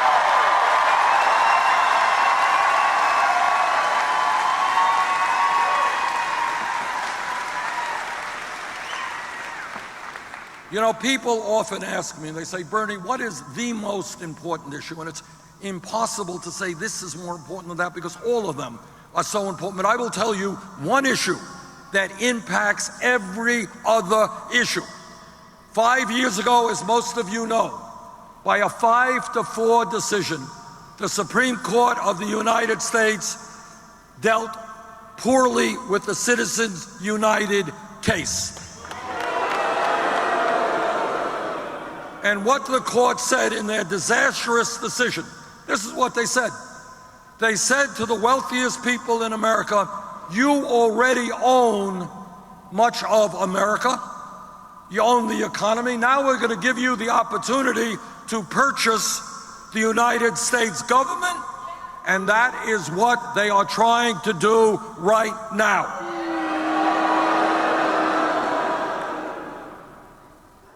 The American political system today, as a result of Citizens United, has been totally corrupted, and the foundations of American democracy are being undermined.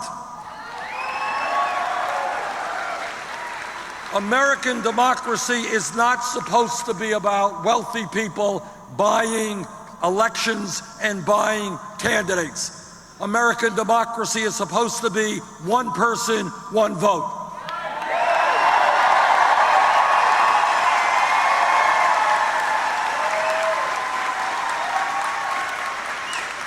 I've not made many campaign promises so far, but let me make one to you right now. And that is, any nominee of mine to the United States Supreme Court will make it loud and clear before that name goes to the Senate that he or she will vote to overturn this disastrous Citizens United.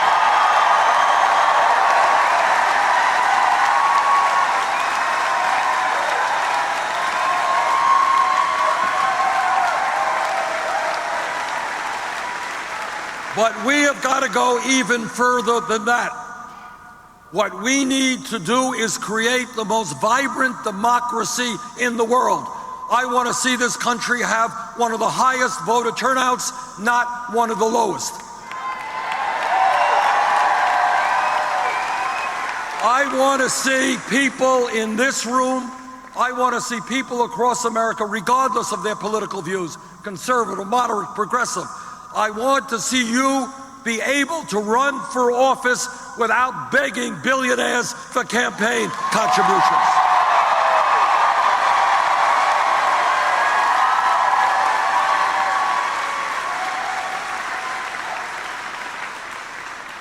And when we talk about democracy, and when we talk about one person, one vote, together we are going to end this outrageous voter suppression that is taking place all over this country.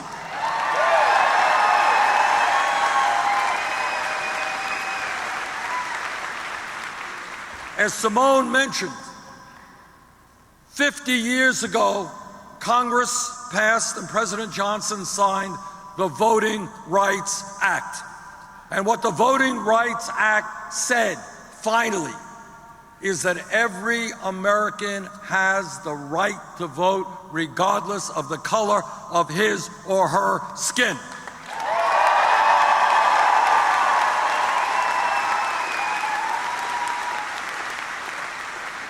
But as Simone just reminded us, 2 years ago, the Supreme Court gutted one of the most important provisions of the Voting Rights Act. And literally, hours after the Supreme Court made its decision, Republican governors and attorney generals and legislatures began to go to work to figure out how they could deny poor people and people of color and old people the right to vote. That is an outrage. You know, I have been involved in many campaigns in my state of Vermont. I've lost some, I've won many. But it has never occurred to me, never once, to try to figure out a way to deny my opponents the right to vote. I believe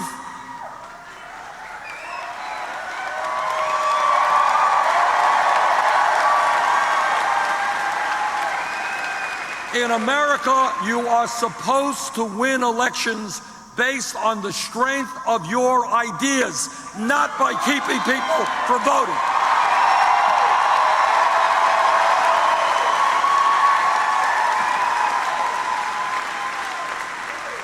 And in that regard, I have introduced legislation which will go a long way to make one very simple point.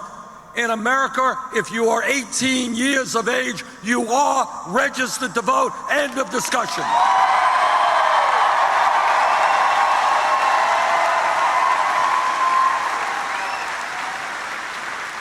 And let me further tell you that people who do not have the guts to campaign on their ideas, people who think the only way they can win is denying others not to vote, these people are political cowards. They should get another job.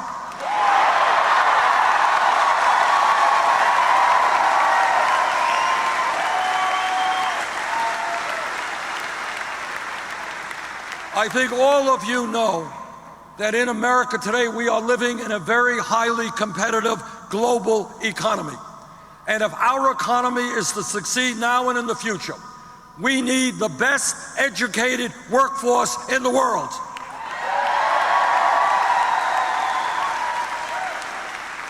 And yet it is a tragedy, a human tragedy, that today hundreds of thousands of bright young people, kids who have done well in school, kids who are qualified to get a higher education, are not able to go to college for one reason and one reason alone, and that is their families lack the money. That is not what America is supposed to be about. It is not only unfair to those young people who want to become doctors, they want to become scientists, they want to become teachers, they want to rise up out of poverty to make it into the middle class, and we're pulling the ladder out from underneath them. That's wrong. But it is even stupider if we talk about the future of America, where we need all of the bright people we can have in order to make our economy strong and grow jobs.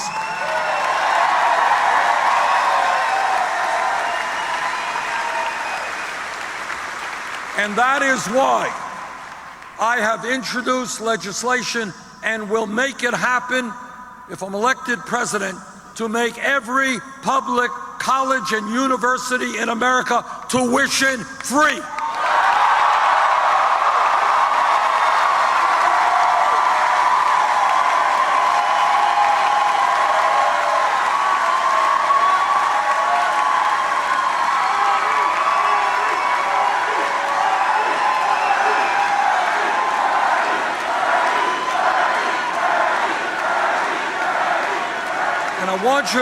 I want you all to understand the ramifications of what that means. It means not only that life will be easier financially for those people who go to college, that's obvious, but it means something more profound than that.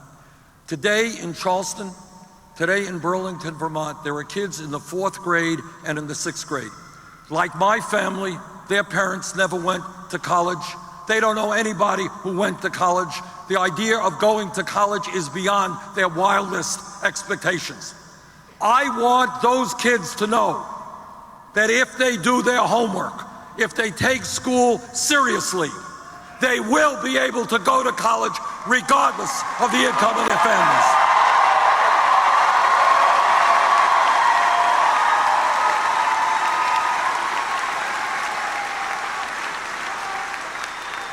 And when we talk about higher education, we have got to deal with the absurdity, absolute absurdity, that millions of Americans, some young and some not so young, are being crushed by outrageous levels of student debt.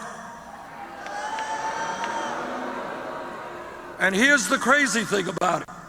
There are people with student debt who are paying interest rates of 6, 8, 10%, when you can refinance your home at 3 or 4%.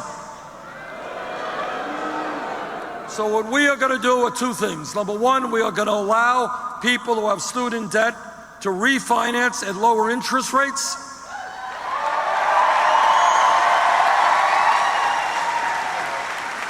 And second of all, we are going to get the United States government out of profiteering in student debt.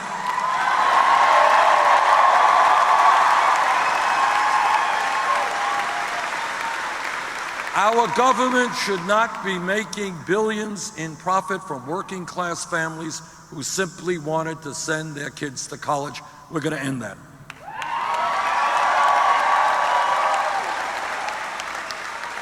And when we talk about our responsibilities as human beings, as parents, as adults, there is nothing more than I can think of that's more important than making certain that we leave this planet to our children and grandchildren in a way that is habitable.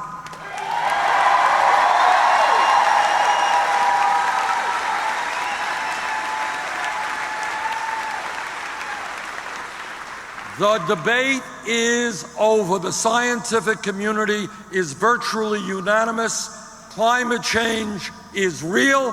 Climate change is caused by human activity, and climate change is already causing devastating problems in our country and around the world.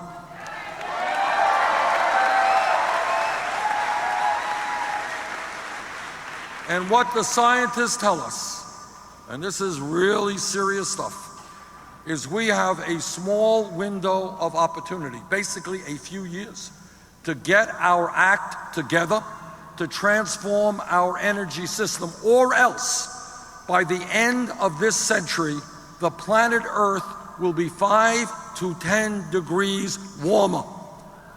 More drought, more flood, more extreme weather disturbances, more acidification of the ocean, more rising sea levels, and the CIA tells us there'll be more conflict around the world as people fight over limited natural resources.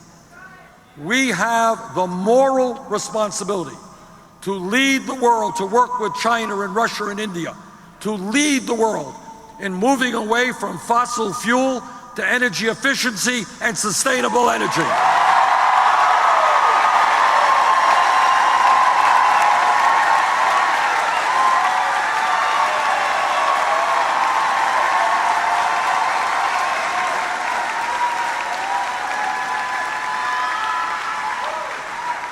I am, brothers and sisters, I am the ranking member, leader of the opposition on the Democratic side on the Budget Committee.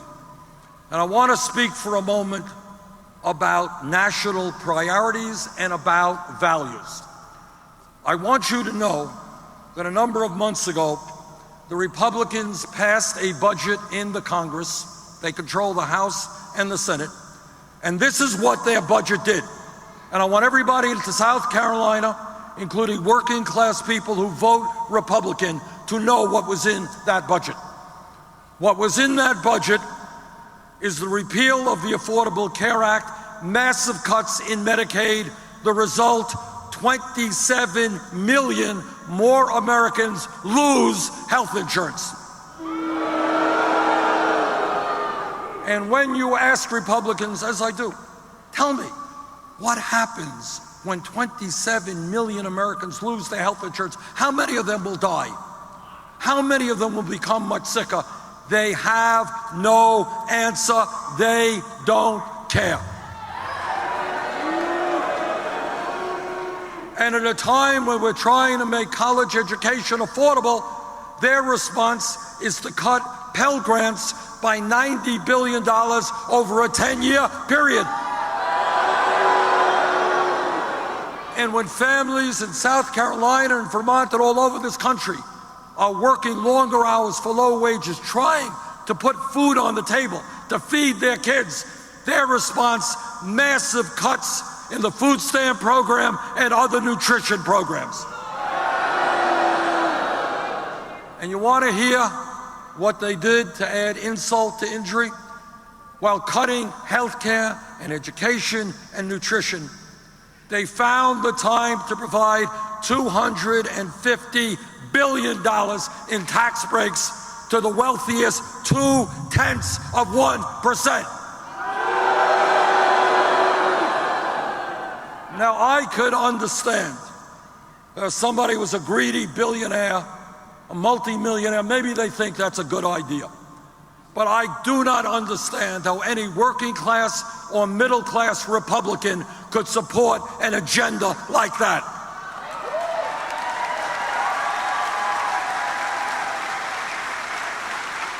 And our job in this campaign, maybe the most important thing we can do, is to get people in America, working people, middle class people, low income people, to stop voting against their own best interest.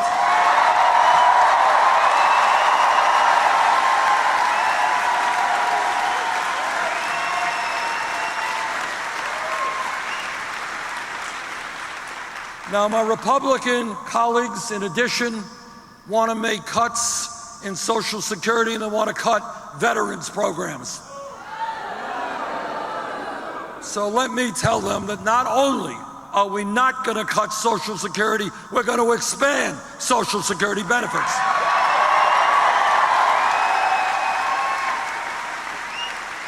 And let me also tell them that when men and women put their lives on the line to defend this country, we are not going to cut veterans' benefits.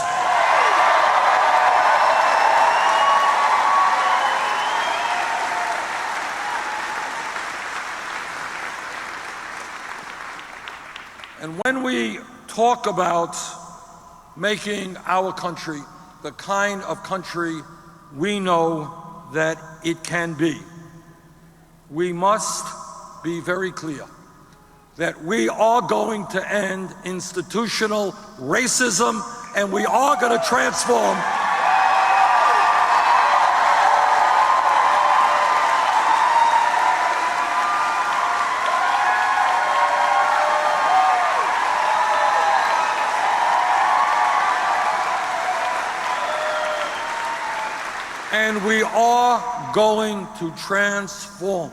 and make radical changes in a criminal justice system that is broken.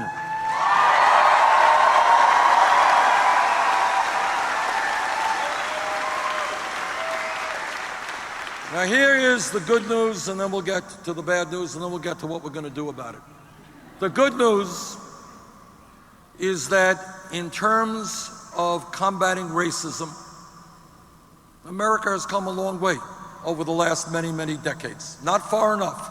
But if we were sitting here 30 years ago and somebody said, well, you know, I think in 2008, people of the United States are going to overcome hundreds of years of racism, and that we would be electing an African American as president of the United States, nobody here would have believed it. But in fact, in 2008, the American people looked beyond the color of a candidate's skin, looked at his ideas, and voted for Obama for president.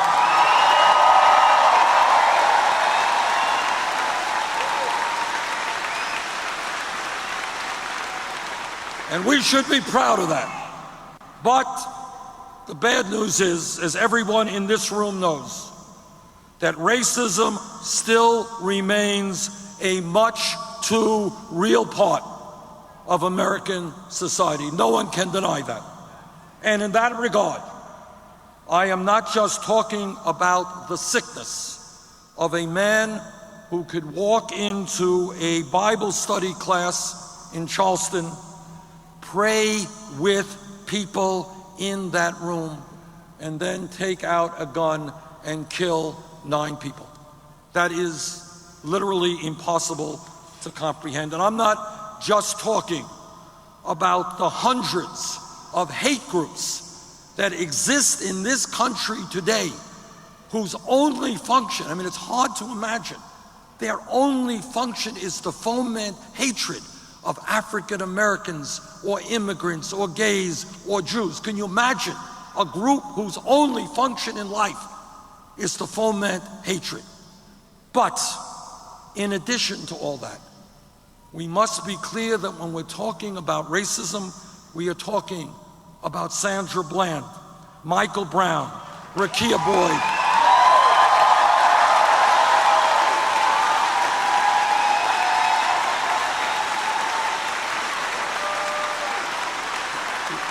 we are talking about Eric Garner, we're talking about Walter Scott, Freddie Gray, and many others.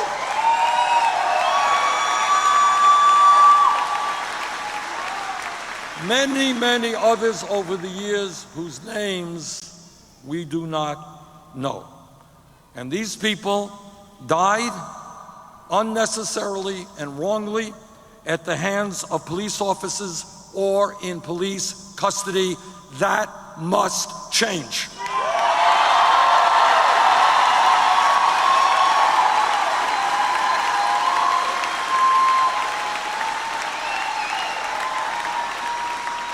As President, elected President of the United States, let me be very clear, and that is nobody will fight harder to end institutional racism and to reform our broken criminal justice system.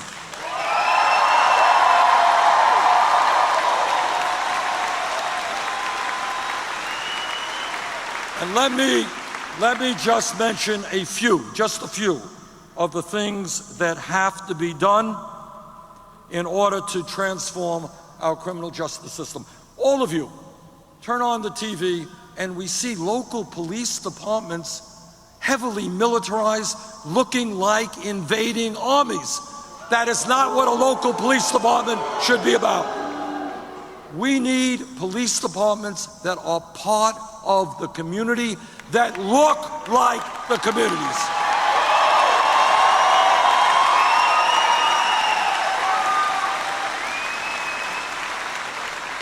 In my view, and I did some of this when I was mayor of Burlington, we need to move toward community policing, where police officers are known in the community, where people can say to them, there's a crack house down the street, where people trust the police, where police know and care for the people.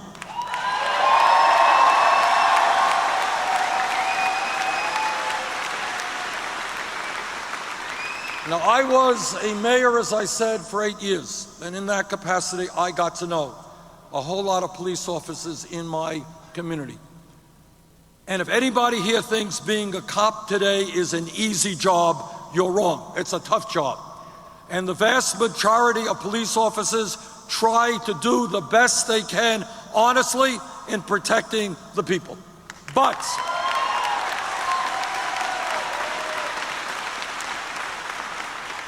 and by the way, many of these police officers are underpaid, they have crazy schedules, and live under enormous stress. That's the truth. But let us be clear that when a police officer, like any other public official, breaks the law, that police officer must be held accountable.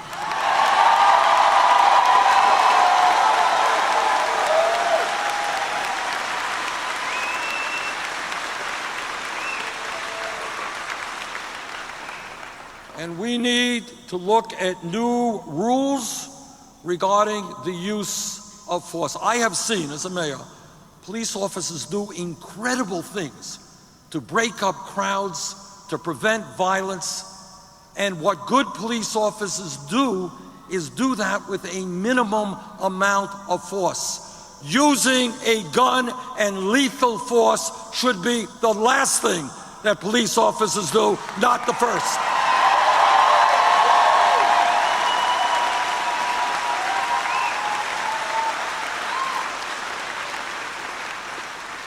Too many Americans are in jail for non-violent crimes. We need to rethink the war on drugs.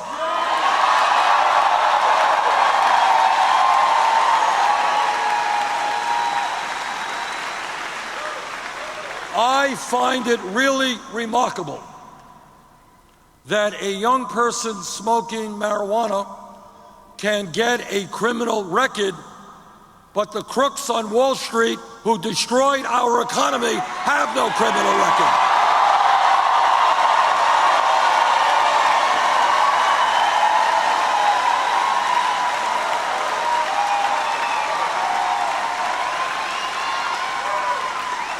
And let me tell you something else that a lot of people around the country have been talking about, and I agree with.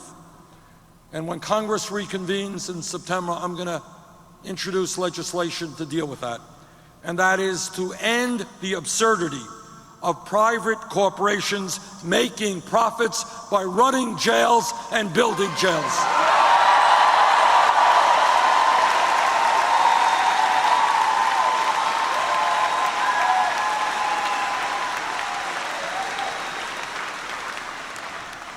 Companies should not be making money by locking up people. That is just not acceptable. Furthermore, we need to understand that substance addiction, drug addiction, alcohol addiction are illnesses that need to be treated.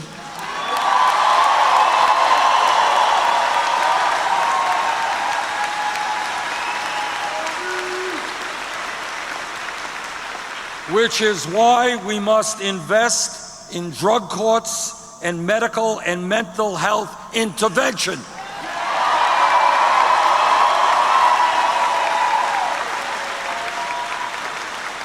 There are too many people in jail today who are suffering serious mental health issues. They need treatment, not jail cells.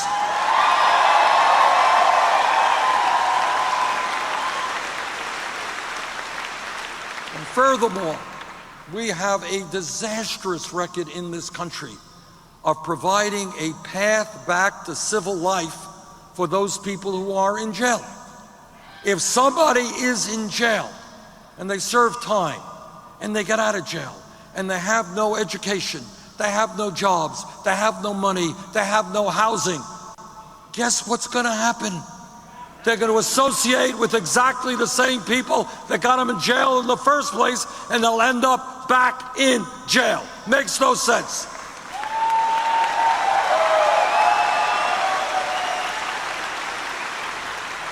It makes no sense from a human point of view, and it makes no sense from a financial point of view. It costs more money to put people in jail than to send them to the University of South Carolina.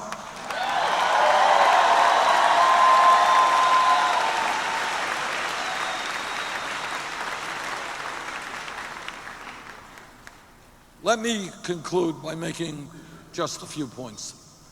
All of you are aware, you wouldn't be here tonight if you weren't, that we live in a nation in which a handful of very, very wealthy people have extraordinary power over our economy and our political life and the media. That's the reality, it can't be denied. They are very, very powerful, and many of them are extremely greedy. For the life of me, I will never understand how a family like the Koch brothers, worth $85 billion, apparently think that is not enough money. They need more and more, and they're willing to step over the children, the elderly, the sick and the poor in order to become even richer. I will never understand that kind of greed. Yes, they have the money. Yes, they have the power. But there is something that they don't have. We have the people. And when we stand together,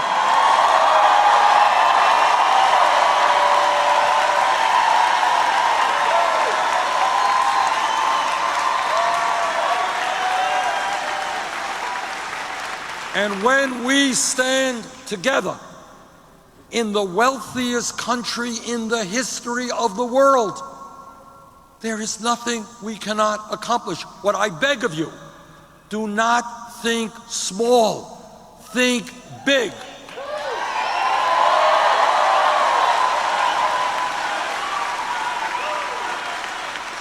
Think of the America that we can create. We can. This is not utopian dreaming. This is not pie in the sky. We can live in a country where every man, woman, and child has health care as a right.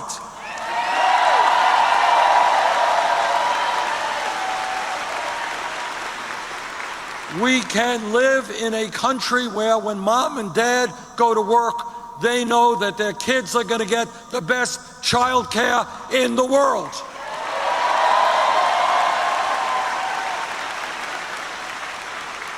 We can live in a nation in which all of our people, regardless of income, can get a college education.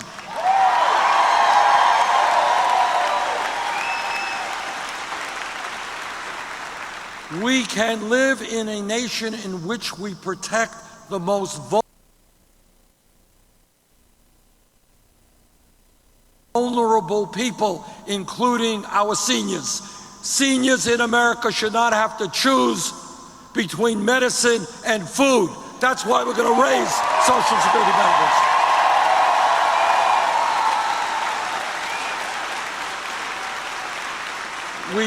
We can live in a nation in which the men and women who put their lives on the line to defend us get the health care and all of the benefits that they deserve.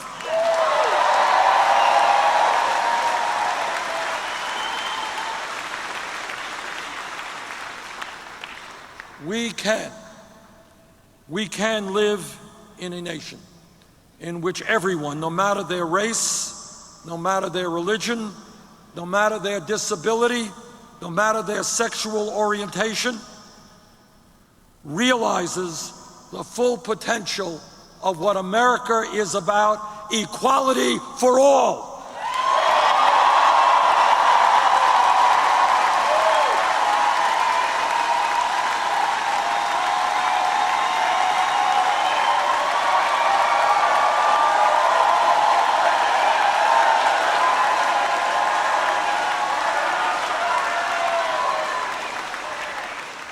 What I am asking of you is something that other candidates don't ask.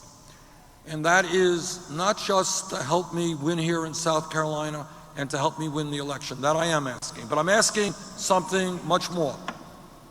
I'm asking you to become part of a political revolution. I am asking you to be with me the day after the election, not just before the election.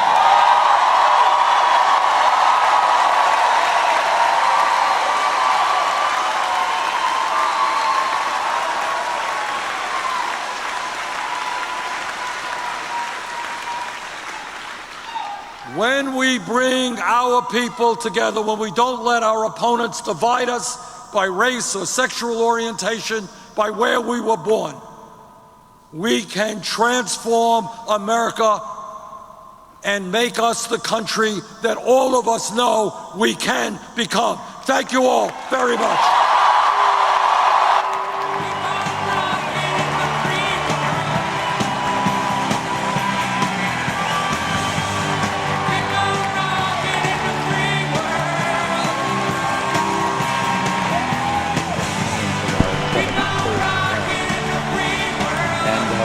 We're going to try to bring them in. They're anxious to talk and tell us what they've seen, and we've got some good information from them tonight. A few folks over there drove a long way. Danielle and Elise drove for 4 hours to get here. That's a good-sized crowd, guys. Put that crowd shut up if you can. Yeah, there we go. Nigel. Wow, Dave, he was passionate tonight. He was on fire, obviously fired up by honing the speech. Yeah. That's what a lot of comments in the YouTube chat. Absolutely, absolutely. And he introduced a lot of relevance to South Carolinian audience, right? Talking about references to South Carolina. So that was great. Very very much on fire, and great to hear him. But I think we've got Michael, our reporters, right? Yeah. Michael Stapleton, February 20th is the South Carolina primary, just 182 days away. Yeah, if we can go to reporters, I don't know, do we have somebody in? I think we have Danielle. Is Danielle in? Yes, awesome. guys. Hi, guys. That's awesome. Great shot. Come on in, Danielle. What's going on? Well, everybody's leaving, so we've got somebody here that would love to talk to you guys. Great. Who do you got? Sorry, what? Okay, sounds good. All right. You see her. Oh, okay. I don't know. Well, it looks like her. It looks like we've got a video, but I'm not sure who Danielle has. No, thank you. I'm sorry. I'm just sorry. No, we'll listen. Yeah. Oh, there we go. Okay, now we're getting a video. Okay. Danielle, can you hear me? Yes, I can hear you. Awesome. Who do we have there? Okay, so we just want to know what you think about the speech, if you liked it. Hold on a second. They want to know. Okay, they just want to know what your name is and where you're from. And this is Bernie 2016 TV. So yeah, and you're on now. What was the biggest thing that he or she heard tonight?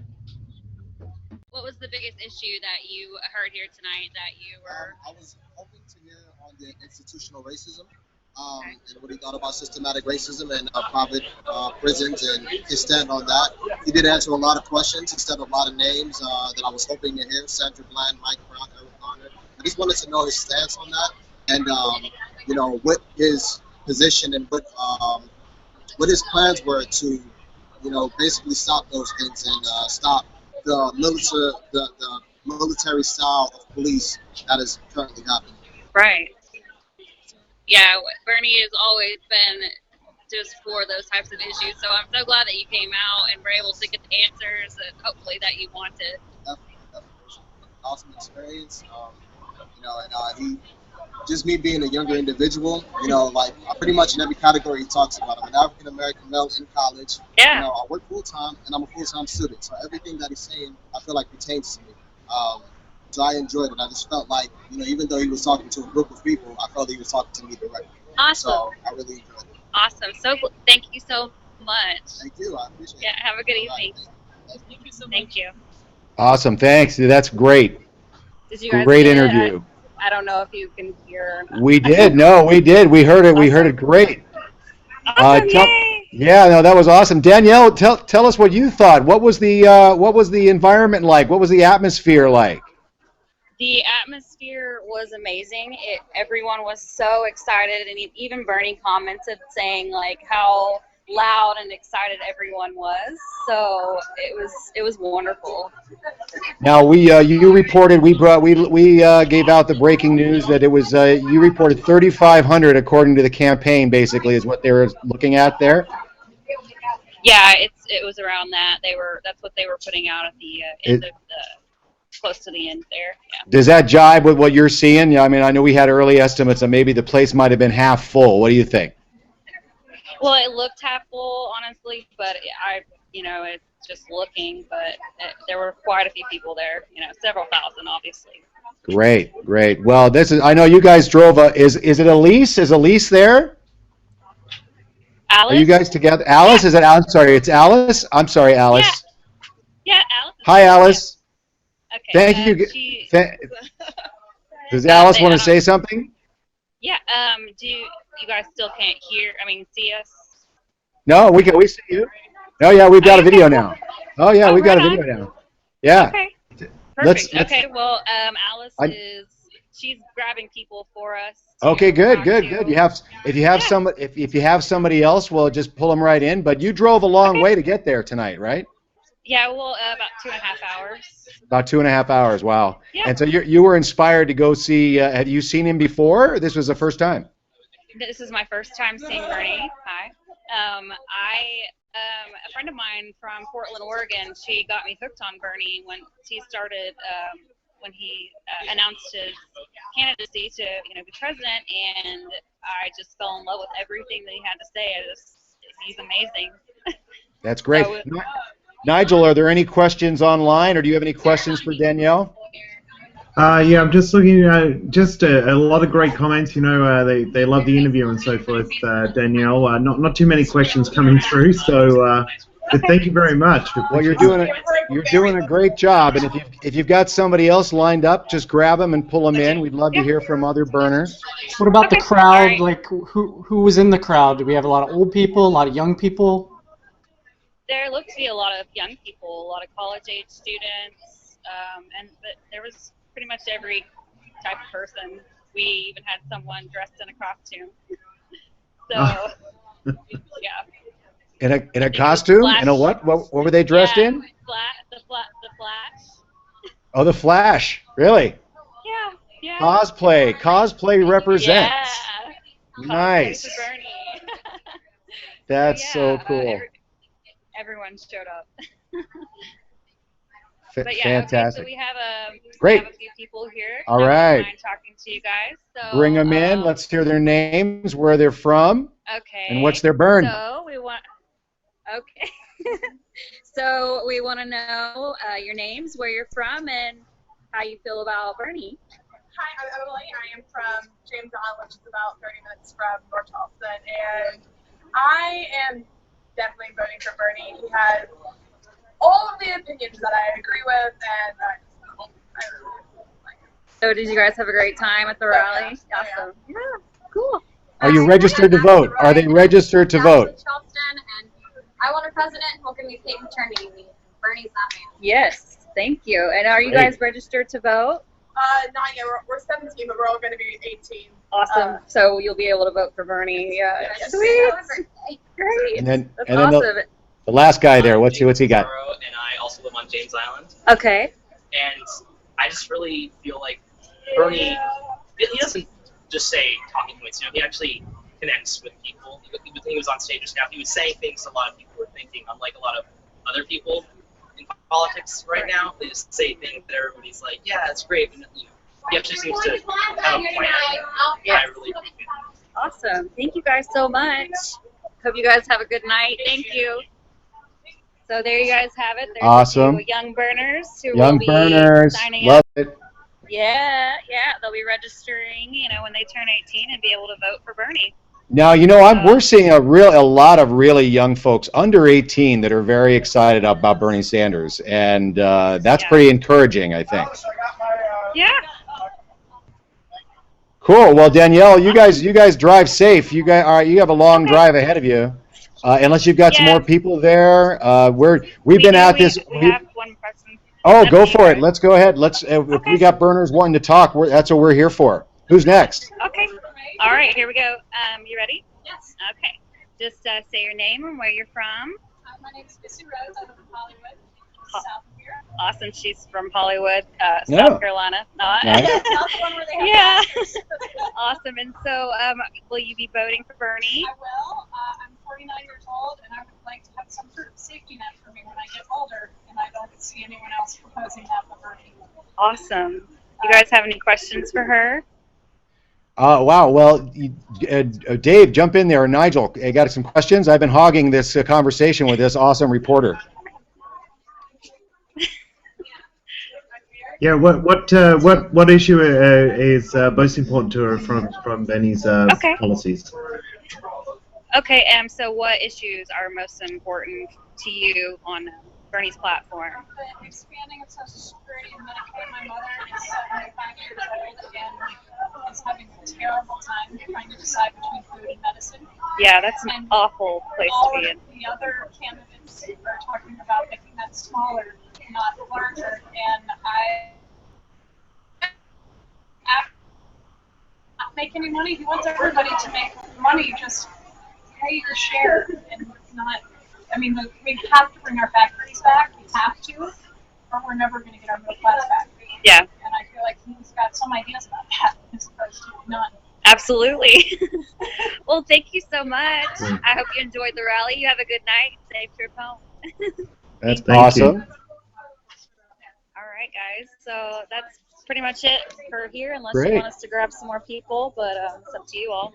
Well, we're just waiting for our. Yeah, no, it's great. It's great that you've got so many folks that are really itching to talk about Bernie. You know, I mean, that's pretty cool. Yeah. David, Nigel, I mean, hey, let's plug your Twitter feed, Danielle. Oh yeah, what's your Twitter? Plug that Twitter feed. You have a Twitter or a Facebook? Bernie. Yeah. SAV for Bernie.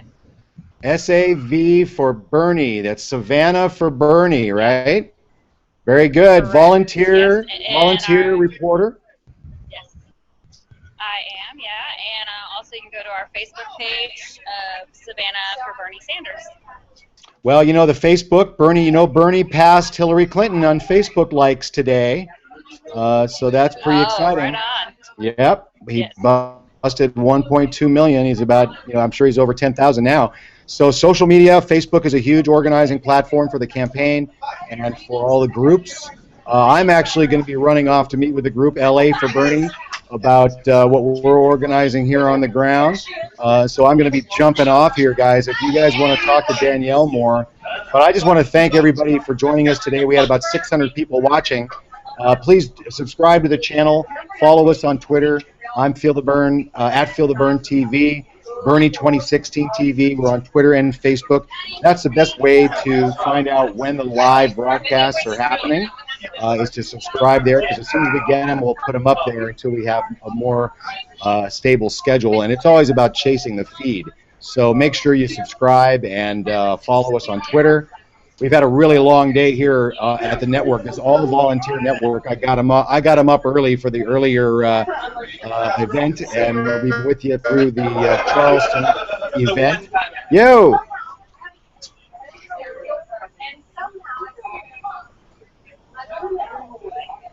Thanks, Danielle. Yeah, thanks, Danielle. Drive safe.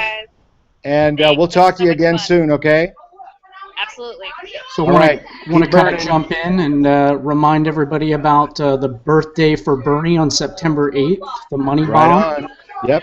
So let's make sure to donate if you haven't donated already, or get on the monthly plan to donate to his campaign every month. But specifically on Bernie's birthday, September 8th, $8 for Bernie. $8 for Bernie, or another cynical girl had a great idea. $74 for his 74th birthday. So if you can do that, go for it. But $8 for sure. I mean, 400,000 now contributors is what we're up to. The campaign is up to, with an average of about $31. So I think everybody can come up with something right in there. You know what I'm saying? So that's great. It's been a great day. I'm gonna bail off, you guys. I gotta run, and I know John's tired. John, you did great. Thanks everybody. Rich Green. Sauce Dogs out there. Chad is still there. Janine had to bail off. David, Nigel, always a pleasure. Thank you. I'll be back on tomorrow. I don't know who's going to be co-hosting, but I will be here. Great, awesome, sounds good. We're going to be there at I think 3 o'clock again. I don't know. We'll put up the times. 3:30 Eastern, Dave. 3:30 Eastern time. Very good. Don't be late, Dave. Don't be late. Yeah, I won't. I'll be in the chair. Nope. We're wrapping it up. Go out with whatever music you like. Thanks, everybody. Peace, love, and Bernie Sanders. See you tomorrow.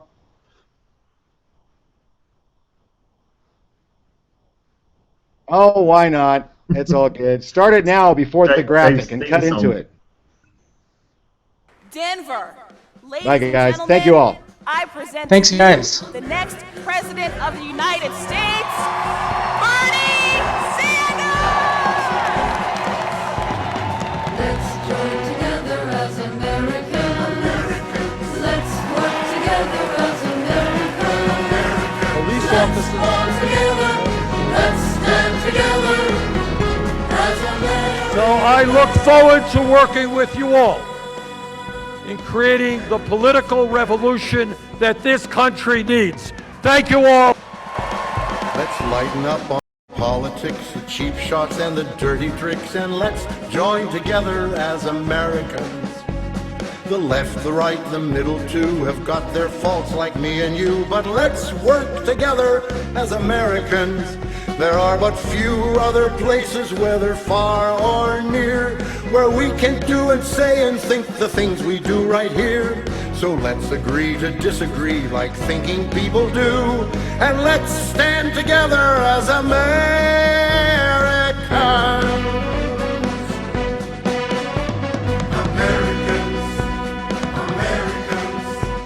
For some of us who criticize the way our leaders lead, we feel that keeps us stronger as Americans. To not express opinions would be far the worse indeed, 'cause seeking justice is a duty of Americans. We are a land of individuals, and in the things we do, we must respect each other's right to voice their own point of view. So let's accept our differences as that which keeps us great, and thank our lucky stars that we're Americans. This campaign is not about me. It's not about Hillary Clinton. It's not about Jeb Bush. It's not about any other candidate. This campaign is about you, your kids, and your parents. There are those out there who want to break our spirit and our drive, but they don't stand a chance 'cause we're Americans. We've fought a lot of bitter fights to keep our liberty alive, and we'll keep on fighting as Americans. We've got the best of the best here in the USA, but if we take it all for granted, it might slip away. So no matter where we come from and no matter what our name, let's show the world that we're united as Americans. Let's